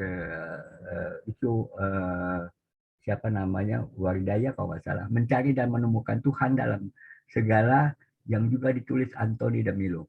Yang renyah, yang mudah untuk dibaca adalah Spiritualitas Yesuit dalam Keseharian, yang ditulis oleh James Martin. Sudah ada dalam bahasa Indonesianya. Pergi Menyertai di Kita, ini buku yang sebagai penunjang kalau mereka sudah selesai melakukan latihan rohani, mereka bisa membaca ini dengan lebih mudah, artinya mereka sudah memahaminya. Kemudian dalam latihan rohani kita juga belajar berdoa, ya, bukunya William Barry itu juga akan sangat bermanfaat.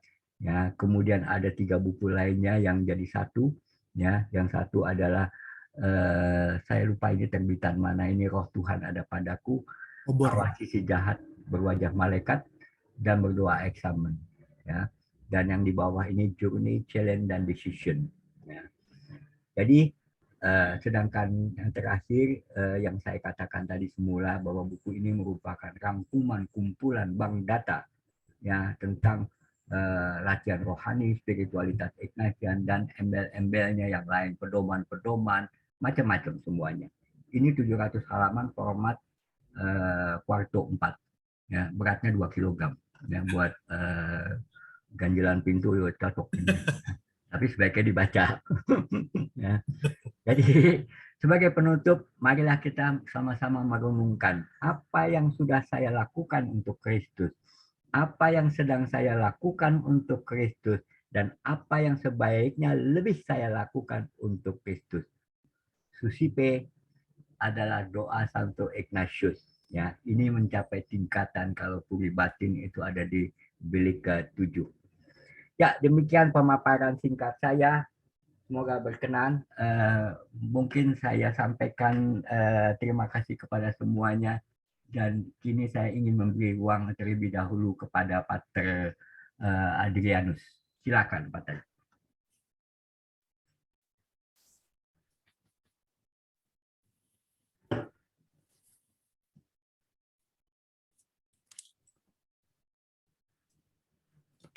Dipersilakan, Pater. Terima kasih, selamat pagi untuk teman-teman semua. Salam sehat untuk semua Bapak Ibu.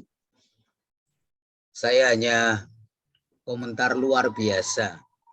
Ini Bapak Boni ya? Ya, betul, Pater. Beliau ini lebih Ignatian daripada saya.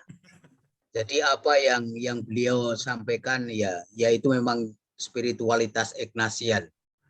Dan sebetulnya spiritualitas Ignatian itu adalah spiritualitas awam, karena munculnya dari seorang awam, ya Santo Ignatius itu yang mantan tentara lalu kena meriam lalu bertobat yang gambarnya di belakang saya itu.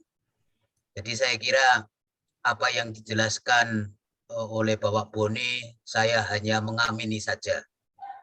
Dan latihan rohani, buku yang tadi disebutkan hijau, itu tidak bisa hanya dibaca, tetapi dipraktekkan.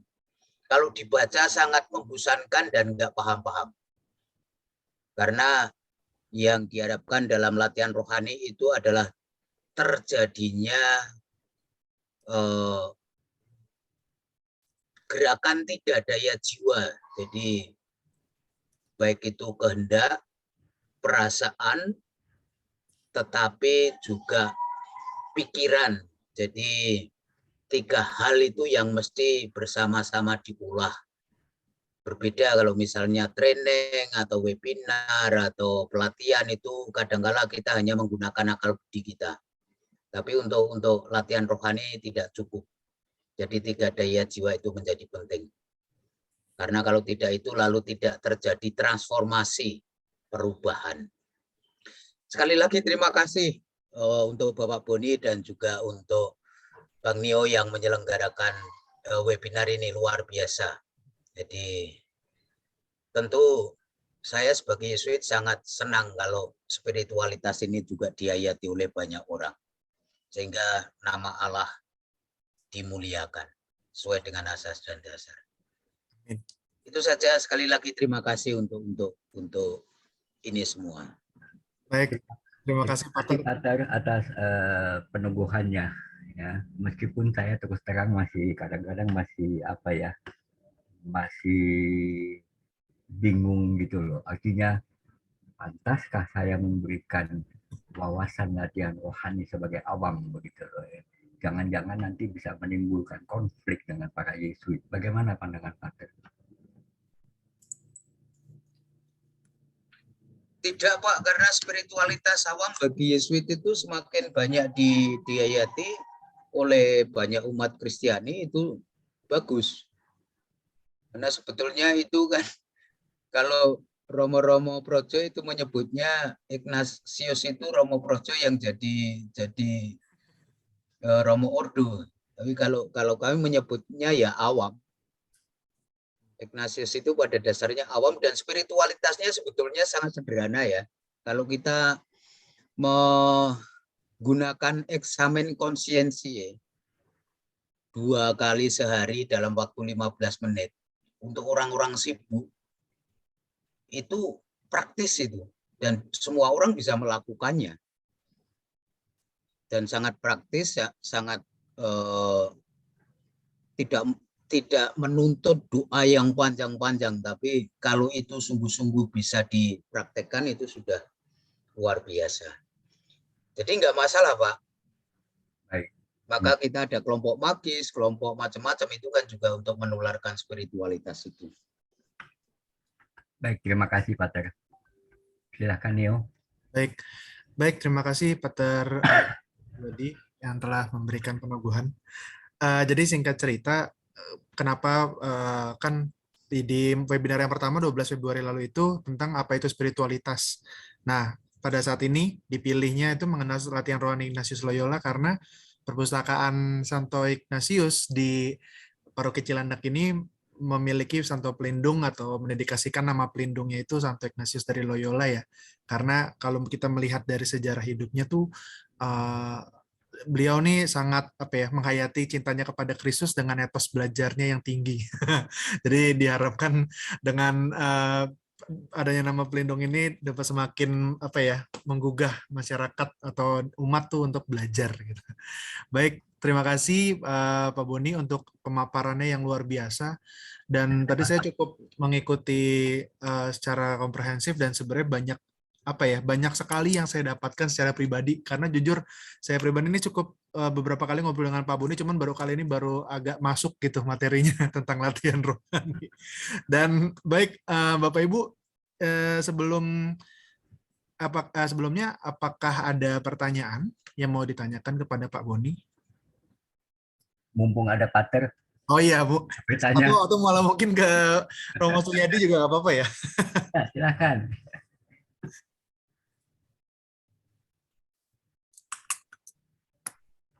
untuk waktu tanya jawab kita sampai menjelang pukul 12 ya. Nanti karena ini sudah cukup lama waktunya, jadi nanti sekitar pukul 12 kita tutup. Baik. Silakan Bapak Ibu. Di sini oke, baik. Siap Romo. Mungkin ada yang mau bertanya di sini, ada OMK cukup banyak hari ini, Pak. Oke. Ada sekitar 5 orang kalau nggak salah. Oke. Oke, mau bertanya silahkan. Mungkin bisa dimulai dengan Ibu Ellen atau Ibu Indrawati yang jauh di Surabaya.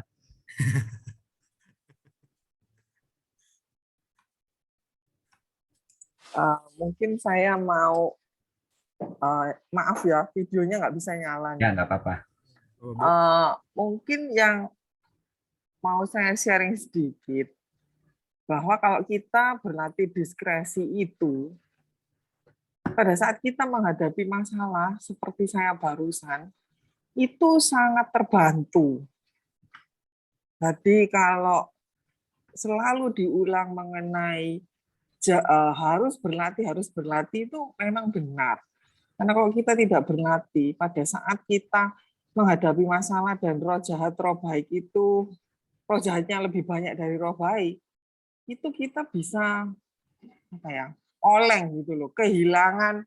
Sebetulnya kita harus milih yang mana gitu kan. Kita akan lebih mudah terseret oleh roh jahat yang sangat pinter gitu ya. Dia bisa membuktikan banyak hal ke kita dan kita pikir, oh ya, yang dia bilang ini masuk akal. Mungkin itu yang saya sharing sedikit buat teman-teman sebagai semangat. Terima kasih. Terima kasih Bu Ellen. Terima kasih Bu. Silahkan yang lainnya.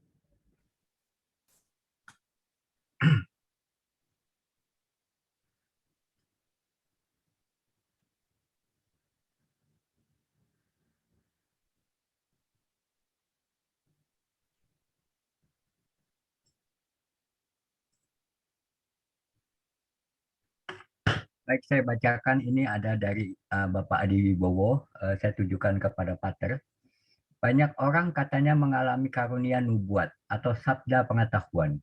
Bagaimana cara tahu apa itu betul suara Tuhan atau suara setan atau suara imajinasi manusia, yaitu katakanlah semacam pelanturan saja.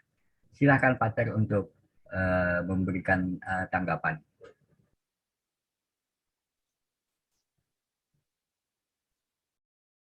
Ini pasti Pak Boni juga punya pengalaman ya berdiskresi. Ya. Berdiskresi artinya nanti bisa sharing juga Pak. Ya.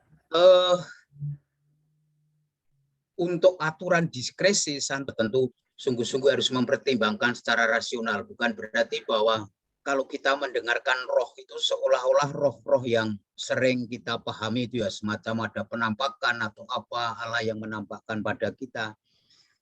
Enggak begitu, tapi biasanya adalah pertama kita berdiskresi secara objektif gitu ya, memakai akal budi kita. Lalu kita coba bawa dalam doa, kita renungkan dan kita kenali suara-suara dalam diri kita. Kalau misalnya kita akan memilih pro atau kontra, apakah ini roh baik atau roh jahat, lalu kita pikirkan secara rasional, kemudian kita bawa dalam doa dan kita kenali dorongan-dorongan di dalam hati kita. Kalau itu menimbulkan konsolasi dalam arti merasa damai, merasa tenang, merasa itu, lalu itu tandanya dari roh Tuhan. Jadi bukan berarti bahwa roh itu menampakkan pada diri saya.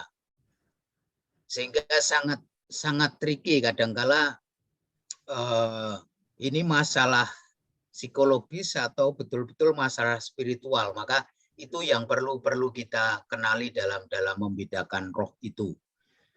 Dan biasanya kalau itu dari roh jahat, meskipun itu penampakannya seolah-olah baik, itu nanti dalam jangka waktu tertentu akan menimbulkan sesuatu yang negatif. Entah itu perasaan tidak damai, perasaan tidak tenang, atau mungkin perasaan-perasaan negatif lainnya. Maka Santo Ignatius juga menyarankan dalam situasi kita bingung, hendaknya tidak mengambil keputusan. Misalnya tadi pertanyaannya adalah soal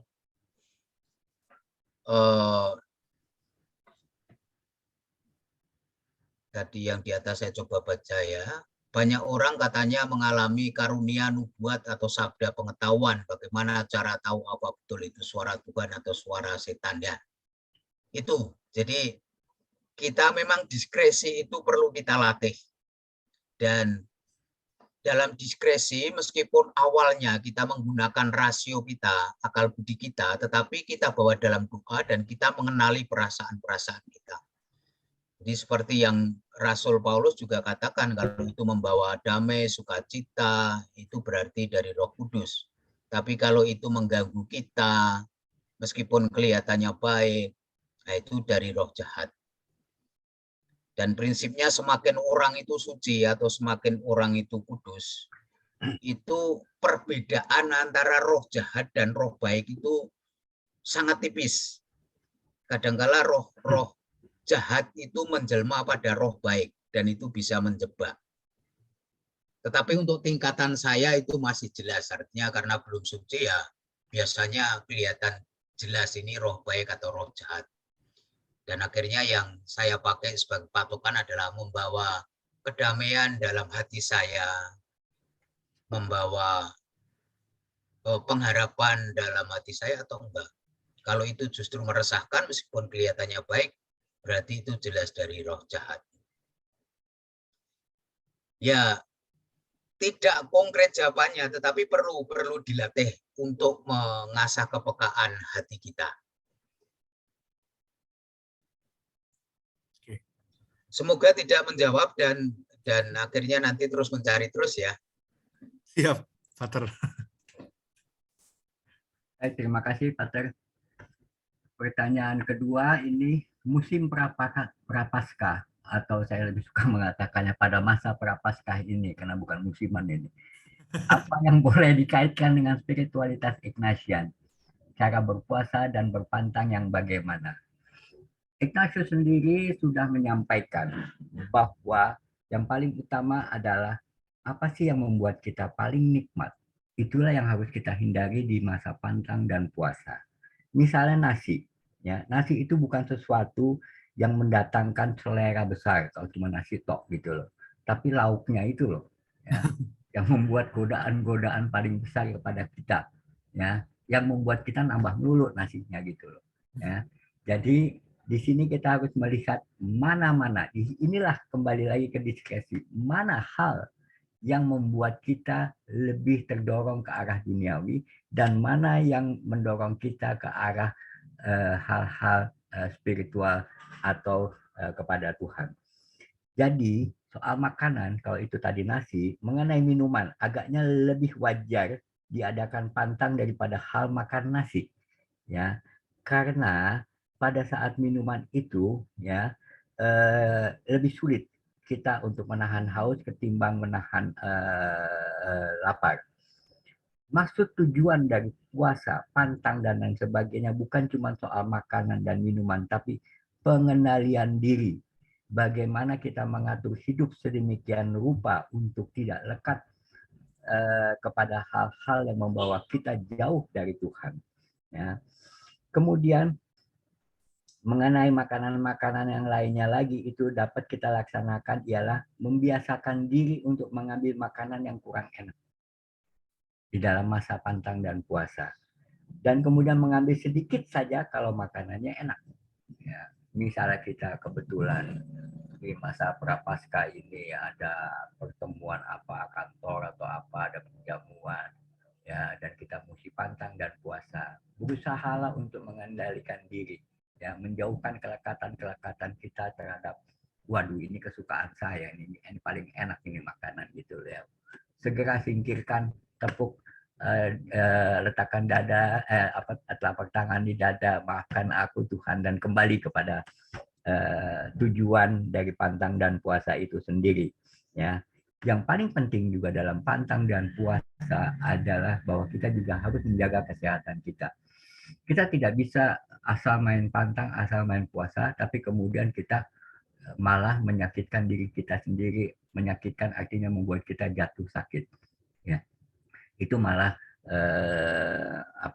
kita secara sembrono melakukan pantang dan puasa. Jadi itu yang bisa saya pungut. Dalam pantang dan puasa saat kita kemudian ada kesempatan untuk makan, cobalah bayangkan, cobalah masuk ke dalam peristiwa The Last Supper, perjamuan terakhir. Bayangkan di mana Kristus bersama para rasulnya atau murid-muridnya saat itu. Ya, lakukanlah perbincangan-perbincangan pribadi antara diri kita sendiri dengan Yesus Kristus dan juga mungkin dengan para rasul gitu loh. Ya, pada saat itu. Lihat, cermati percakapan-percakapan yang ada di meja makan tersebut. Ya, dengan sangat cermat kata per kata. Ya. Kemudian ya, selama makan orang pun dapat menimbang-nimbang perkara-perkara lain dalam hidup kita ini. Ya, gagasan-gagasan yang saleh, mungkin bagaimana kita memikirkan orang-orang yang masih kekurangan, apa ya tindakan saya untuk bisa memberikan mereka kecukupan, memberikan mereka bukan nasi dan lauk tapi mungkin pekerjaan sehingga mereka dimampukan untuk memberdayakan kehidupan dan seterusnya. Jadi pada waktu makan juga kita harus hati-hati, jangan sampai kita dikuasai oleh nafsu makan, selera. Ya, tapi kendalikanlah itu dengan sebaik-baiknya. Kira-kira itu yang bisa saya sampaikan. Silakan Pater menambahkan.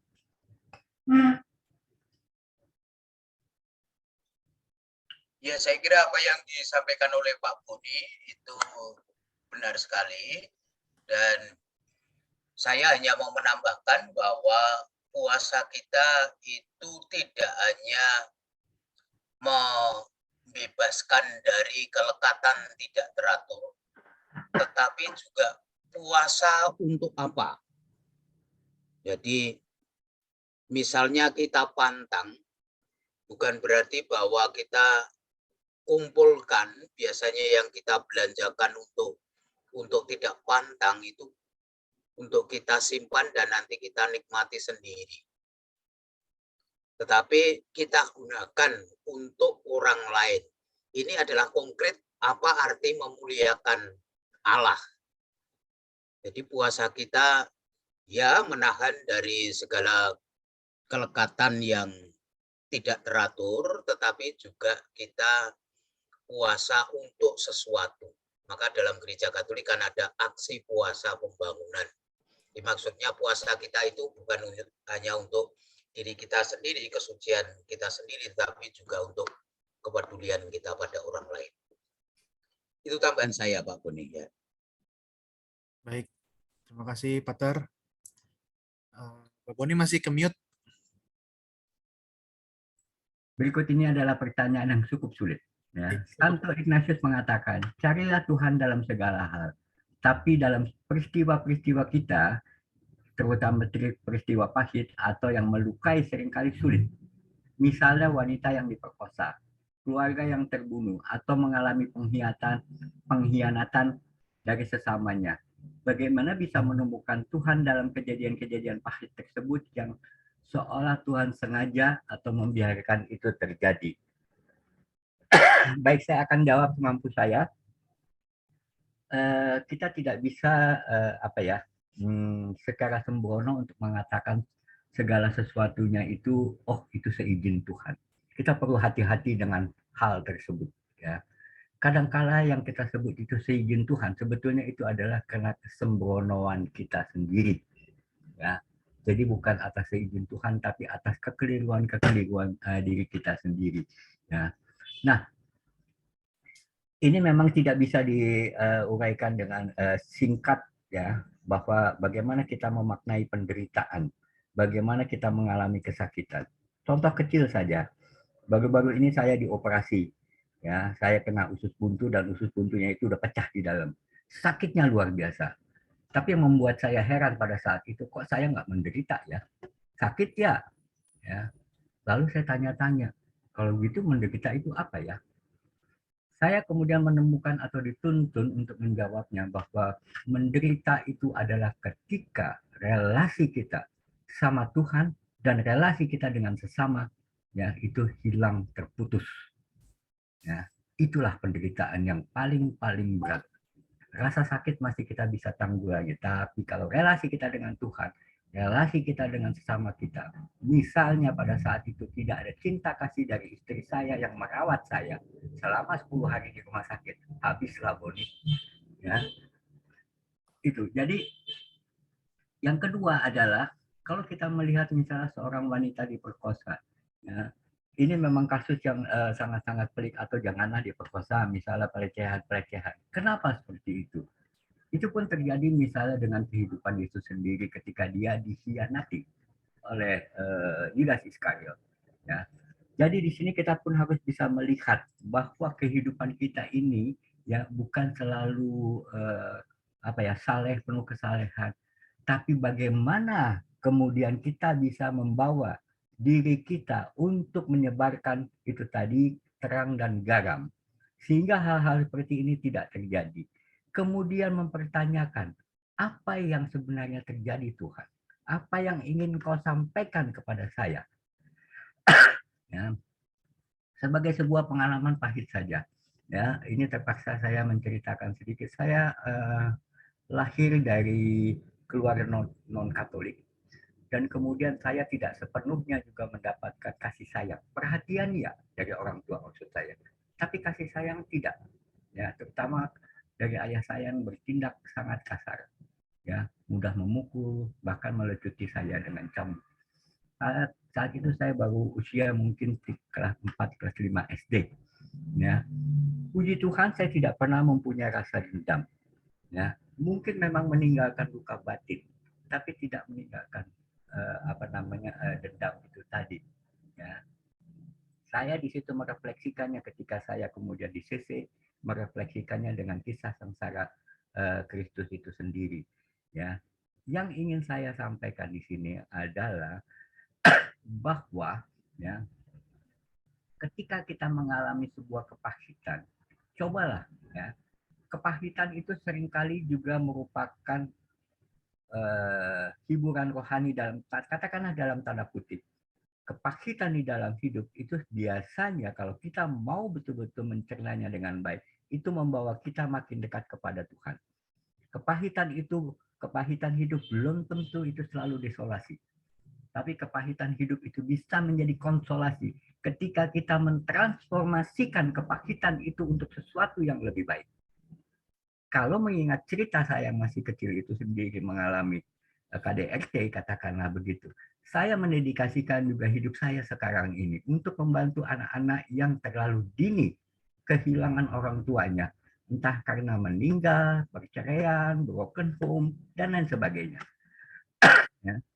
Jadi, saya berupaya meskipun itu harus tertatih-tatih, bagaimana saya bisa menyelamatkan jiwa-jiwa kecil-kecil ini, anak-anak semuanya ini, yang tidak mendapatkan kasih sayang, ya karena berbagai hal, untuk kemudian bisa tumbuh ya bersama Kristus. Mengenai keluarga yang terbunuh atau mengalami pengkhianatan, itu pun sebetulnya sama. Bagaimana kita yang melihat itu atau bahkan kita yang mengalaminya, ya melihat, menyadari dan merasakannya apa yang Tuhan inginkan dari saya.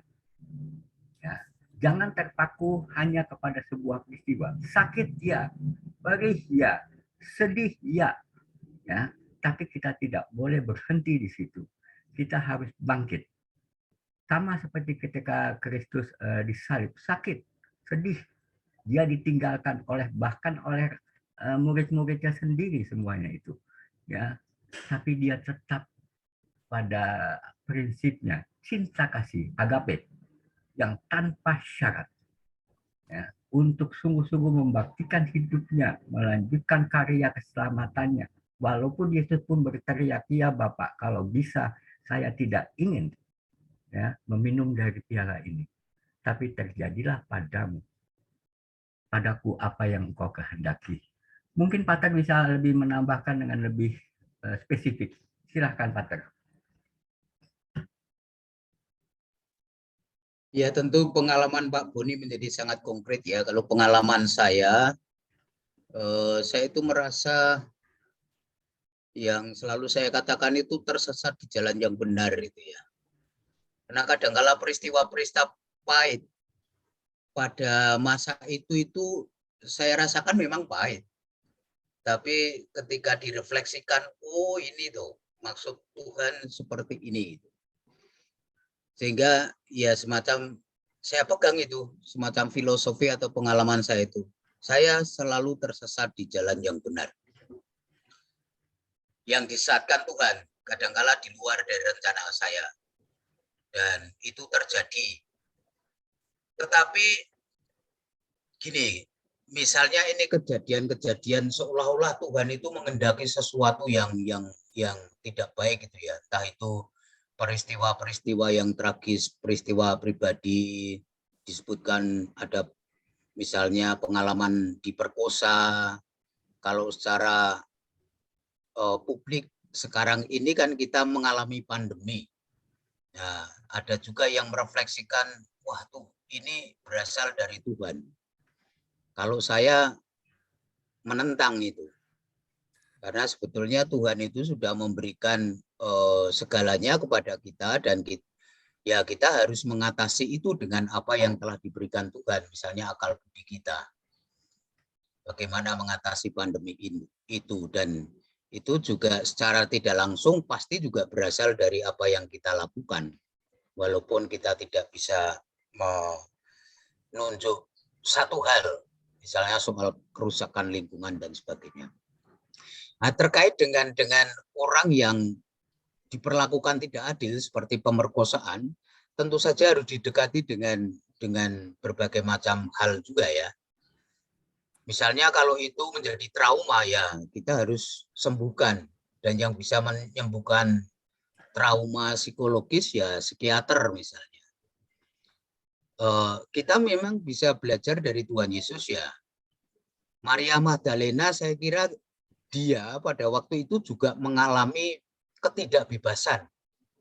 Pasti dia menjadi pelacur itu tidak sepenuhnya kebebasan dia, mungkin karena terpaksa, dan dia dibebaskan oleh Yesus. Maka kita bisa sangat paham kalau Bapak Suci Paus Fransiskus itu ya mendorong terutama dosa-dosa di kalangan hierarki gereja ya, para imam, biarawan, biarawati soal abuse itu, baik itu abuse soal seksual maupun yang lain. Karena jangan sampai orang yang menjadi korban itu jatuh terjerembab ke dalam. Malah ya sudah, kamu terima saja nasibmu itu. Jangan sampai begitu. Diharapkan orang-orang seperti ini mengalami pembebasan seperti Maria Magdalena. Maka saya kira ya kita mulai KAC sendiri sudah punya protokol, misalnya perlindungan kaum rentan dan perempuan. Perkara nanti itu mau bagaimana diaplikasikan ya itu harus kita semua bertanggung jawab ya. Tentu saja Yesuit juga sudah mengembangkan itu. Jadi jangan sampai pengalaman orang yang memang mengalami ketidakadilan itu semakin mengalami ketidakadilan lagi. Karena kita minta untuk ya sudah terima saja nasibmu itu. Saya kira bukan begitu. Jadi tidak ada karya pembebasan kalau begitu. Itu tanggapan saya. Saya kira Pak Boni tadi menunjukkan sesuatu. Betul. Nah, itu buku besar itu terkait penanggulangan ini ya Pak ya, tentang pelecehan seksual pada anak bukan sih? Ya, tentang bukan cuma kepada anak ya, juga kepada siapapun juga, termasuk juga penyalahgunaan wewenang. Ya, penyalahgunaan wewenang. Itu bisa didapatkan di toko Kanisius ya Pak ya? Kayaknya ya di toko Kanisius ada. Baik. Saya boleh nih saya nambahkan? Ya, sedikit. Menambahkan, ini pun sebuah peristiwa nyata. Ada seorang gadis cantik ya bernama Petra Nemcova. Dia seorang Ceko, ya seorang top model dengan penghasilan ratusan juta rupiah. Pada peristiwa tsunami di Aceh, dia berada di Thailand. Ya, singkat cerita, dia terkena tsunami dan dia pada saat itu pergi bersama fotografernya. Fotografernya meninggal dunia, sedangkan dia sanggup merangkak atau menaiki sebuah pohon, disebutnya si pohon palem ya. Tapi saya nggak yakin di Thailand itu yang dimaksud pohon palem ya, tapi mungkin lebih kepada pohon kelapa. Ya. Apa yang terjadi kemudian dalam hidupnya? Dia divonis tidak bisa lagi melakukan pekerjaannya sebagai top model, ya. Karena ada beberapa tulang pinggul dan lain sebagainya yang patah dan mukanya pun sedikit katakanlah tergores. Kejadiannya di Thailand. Setelah 2 atau 3 bulan perawatan pertama di Thailand, di rumah sakit Thailand, dia dibawa ke Amerika. Di situ dia memperoleh perawatan lanjutan. Ya, mujizatnya atau hebatnya Tuhan begitu penuh kasih. Ya, gadis ini sembuh. Ya, tapi ya saya juga orang yang tidak selalu mengatakan, waduh Tuhan itu penuh kasih, Tuhan itu hebat, kita berterima kasih. Selalu kemudian bertanya harusnya ya, apa yang saya bisa lakukan sekarang untuk Tuhan. Petra Nemcova itu kemudian mendirikan yayasan yang dinamakan Happy Heart. Dan itu berada di sekitar mungkin sekarang sudah ada 16 negara. Dia membantu dari hasil pekerjaannya untuk mendirikan sekolah-sekolah, rumah sakit, panti-panti yang hancur oleh bencana, khusus oleh bencana ya, entah itu tsunami, gunung erupsi dan lain sebagainya. Jadi di sini kita bisa melihat bahwa sama seperti peristiwa Ignatius ketika dia dihantam bam dengan meriam, di situ Tuhan memakai Ignatius untuk melakukan misinya menyelamatkan jiwa-jiwa. Ketika tsunami menghantam Petra Nemcova, dan kebetulan saya juga kenal beliau secara pribadi karena saya pernah sekali ikut terjun di dalam yayasan beliau, ya. Di situ kalau kita mendengar ceritanya, Tuhan memakai dia untuk kemudian menyelamatkan jiwa-jiwa. Ya, salah satu karyanya yang juga pernah disampaikan atau pernah terwujud adalah kalau tidak salah sekolah Santa Teresa di sekitar Indonesia bagian timur. Itu sedikit penambahan saya. Terima kasih. Baik, terima kasih Pak Boni untuk tambahan dari ceritanya. Cukup ini ya, cukup meneguhkan lagi ya bahwa apa yang terjadi dalam diri kita sekalipun itu buruk, belum tentu bagi Allah itu selamanya buruk gitu ya. Jadi Allah bisa menggunakan segala macam cara yang berkenan bagi dia supaya mengubah hal yang buruk itu menjadi sesuatu yang manis begitu. Baik, tadi cukup pertanyaan-pertanyaannya cukup berdinamika ya Pak ya. Dan kurang lebih kita cukupkan ya Bapak Ibu untuk pertanyaannya. Dan mohon ini untuk kenang-kenangan dan untuk pengabadian, kita coba foto dulu ya Bapak Ibu. Silakan untuk membuka videonya sebentar saja. Oke, kita coba sebentar. Iya. Ini banyak yang dari luar ya Pak ya? Ya, ada yang dari luar. Ya. Siap. Saya ada 2 yang dari Surabaya. Sudin ini saya nggak tahu, mungkin dari Sabah ya. Iya, tadi saya singkat cerita, saya menghubungi yang berdasarkan di pendaftaran itu banyak nomor Malaysia ya. Jadi aku bingung gitu, ini nomornya plus berapa gitu kan, kalau plus 62 kan, oh ya ini Indonesia punya gitu. Tapi kok ada 01, jadi bingung deh. Oke, izin untuk mengambil foto, dipersiapkan untuk senyum terbaiknya. 1, 2, dan 3. Oke. Diulang lagi. 1, 2, dan 3. Siap. Oke. Terima kasih banyak untuk dokumentasinya. Dan ini kembali, tadi aku mengulas sedikit ya tentang apa yang sudah kita jalanin hari ini, bahwa di sini tadi banyak sekali yang bisa kupetik ya Pak, kayak misalnya tentang kompetensi, hati nurani, dan kepedulian ya. Itu dalam Ignatian sangat penting ya. supaya apa sih katakanlah buah menjadi manusia yang bisa memiliki kompetensi, hati nurani dan kepedulian itu ya. Lalu ada semangat lebih berbuat lebih untuk kemuliaan Tuhan, jadi bukan untuk kemuliaan diri sendiri. Lalu itu tentang magis itu ya. Lalu ada tentang agere kontra yang dimana bersikap sebaliknya gitu ya daripada reaksi yang biasanya muncul. Lalu tadi menarik juga tentang kerahiman itu ada pada saat kita masih hidup gitu. Jadi setelah mati yang ada itu adalah keadilan Allah gitu. Nah ini sesuatu perenungan yang cukup mendalam dan cukup baru bagi saya pribadi ya, karena dampaknya kayaknya bisa kemana-mana ini.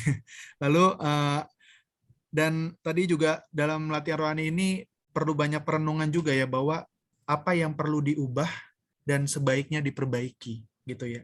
Jadi katakanlah tidak beli buang, tapi katakanlah kita ngecek ke diri kita untuk apa yang perlu diubah dan apa yang sebaiknya diperbaiki.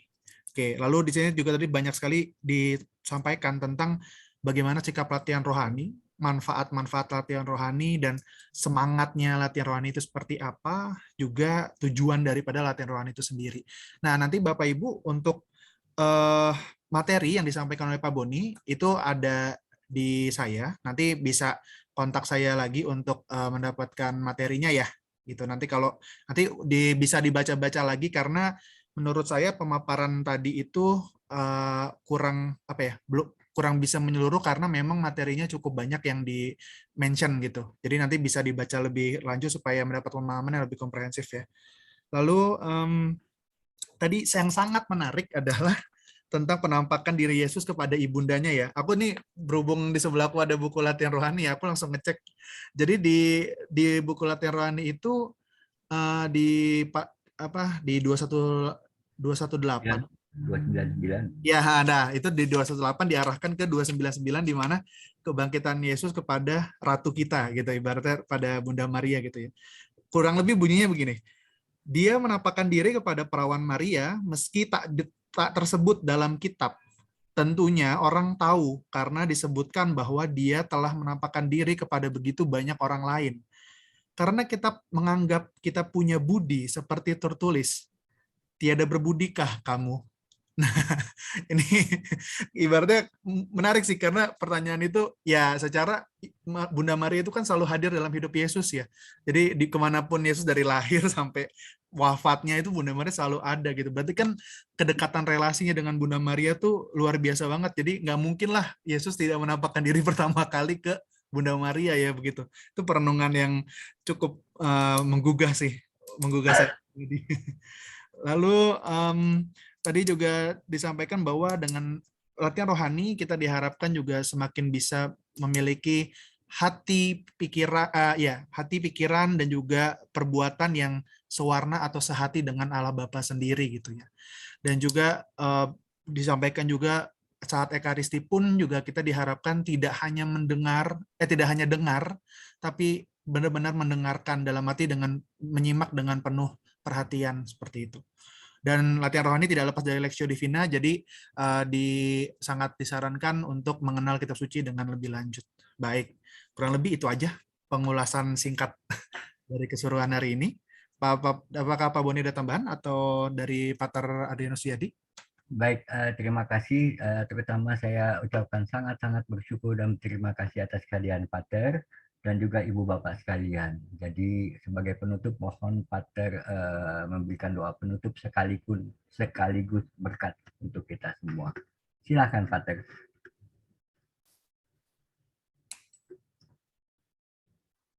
Terima kasih Pak Boni, Bang Nio yang telah mengorganisir ini. Marilah kita tutup sharing dan pertemuan kita dengan doa dan mohon berkat Tuhan. Dalam nama Bapa dan Putra dan Roh Kudus, amin. Allah Bapa yang Maha Pengasih, kami bersyukur kepadamu karena Engkau menganugerahkan kepada kami Bapak Ignatius yang memberikan warisan yang sangat berharga bagi kami untuk menghayati bagaimana kami bisa menemukan Engkau dalam segala hal yang kami jumpai dalam kehidupan nyata kami. Semoga semangat Bapak Ignatius terus kami hidupi sehingga kami sungguh merasa kehadiran-Mu baik dalam suka maupun duka hidup kami. Kami mohon berkat-Mu untuk kami semua, untuk keluarga dan mereka yang pada saat ini mungkin sedang mengalami kesulitan, entah mereka yang karena COVID, terkena dampak COVID, positif COVID, mereka yang pada saat ini sedang dihadapkan pada situasi sulit, peperangan di Ukraina, di Afghanistan, bahkan juga di Myanmar. Semoga Engkau memberkati mereka semua dan membebaskan mereka dari segala belenggu yang menghalangi kemerdekaan dan kebebasan mereka. Bapa, doa ini kami panjatkan kepadamu dengan perantaraan Kristus Tuhan kami. Amin. Tuhan bersamamu dan bersama rohmu, dan semoga kita semua, seluruh kegiatan kita dari siang hingga malam hari nanti, dibimbing, dilindungi, dan diberkati oleh Allah yang Maha Kuasa, Bapa dan Putra dan Roh Kudus. Amin. Terima kasih, selamat siang, selamat melanjutkan aktivitas. Selamat. Terima kasih banyak Pak Tek, terima kasih. Terima kasih. Terima kasih Pak Ter. Pak Ibu, sebelum berkelanjutan, ini saya minta tolong untuk ini ya, untuk share mengisi link ini ya, link evaluasi. Iya, di kolom chat. Oke. Ini ada link evaluasi, nanti mohon untuk masukan bagi kami. Dan nanti kurang lebih kita akan ada rencana untuk webinar lagi di sekitar bulan Mei. Nanti untuk bagaimana topik dan lain sebagainya akan disampaikan lebih lanjut ya, kan aku udah punya nomor Bapak Ibu nih. Jadi ntar akan lebih komprehensif ku japri satu-satu lah ya. Oke, lalu sehat-sehat Bapak Ibu, tetap semangat, jaga kesehatan, jaga pikiran. Semoga bisa setiap harinya kita dilindungi oleh Tuhan dalam kesehatan. Amin. Baik, dipersilakan untuk melanjutkan kegiatan. Terima kasih. Selamat siang. Terima kasih Pak Nio, Pak Terboni, Pak Romo. Terima kasih semuanya. Pak, sama-sama. Terima kasih Pak Nio. Ya, Bapak. Sama. Dalam semuanya. Pamit ya. Ya.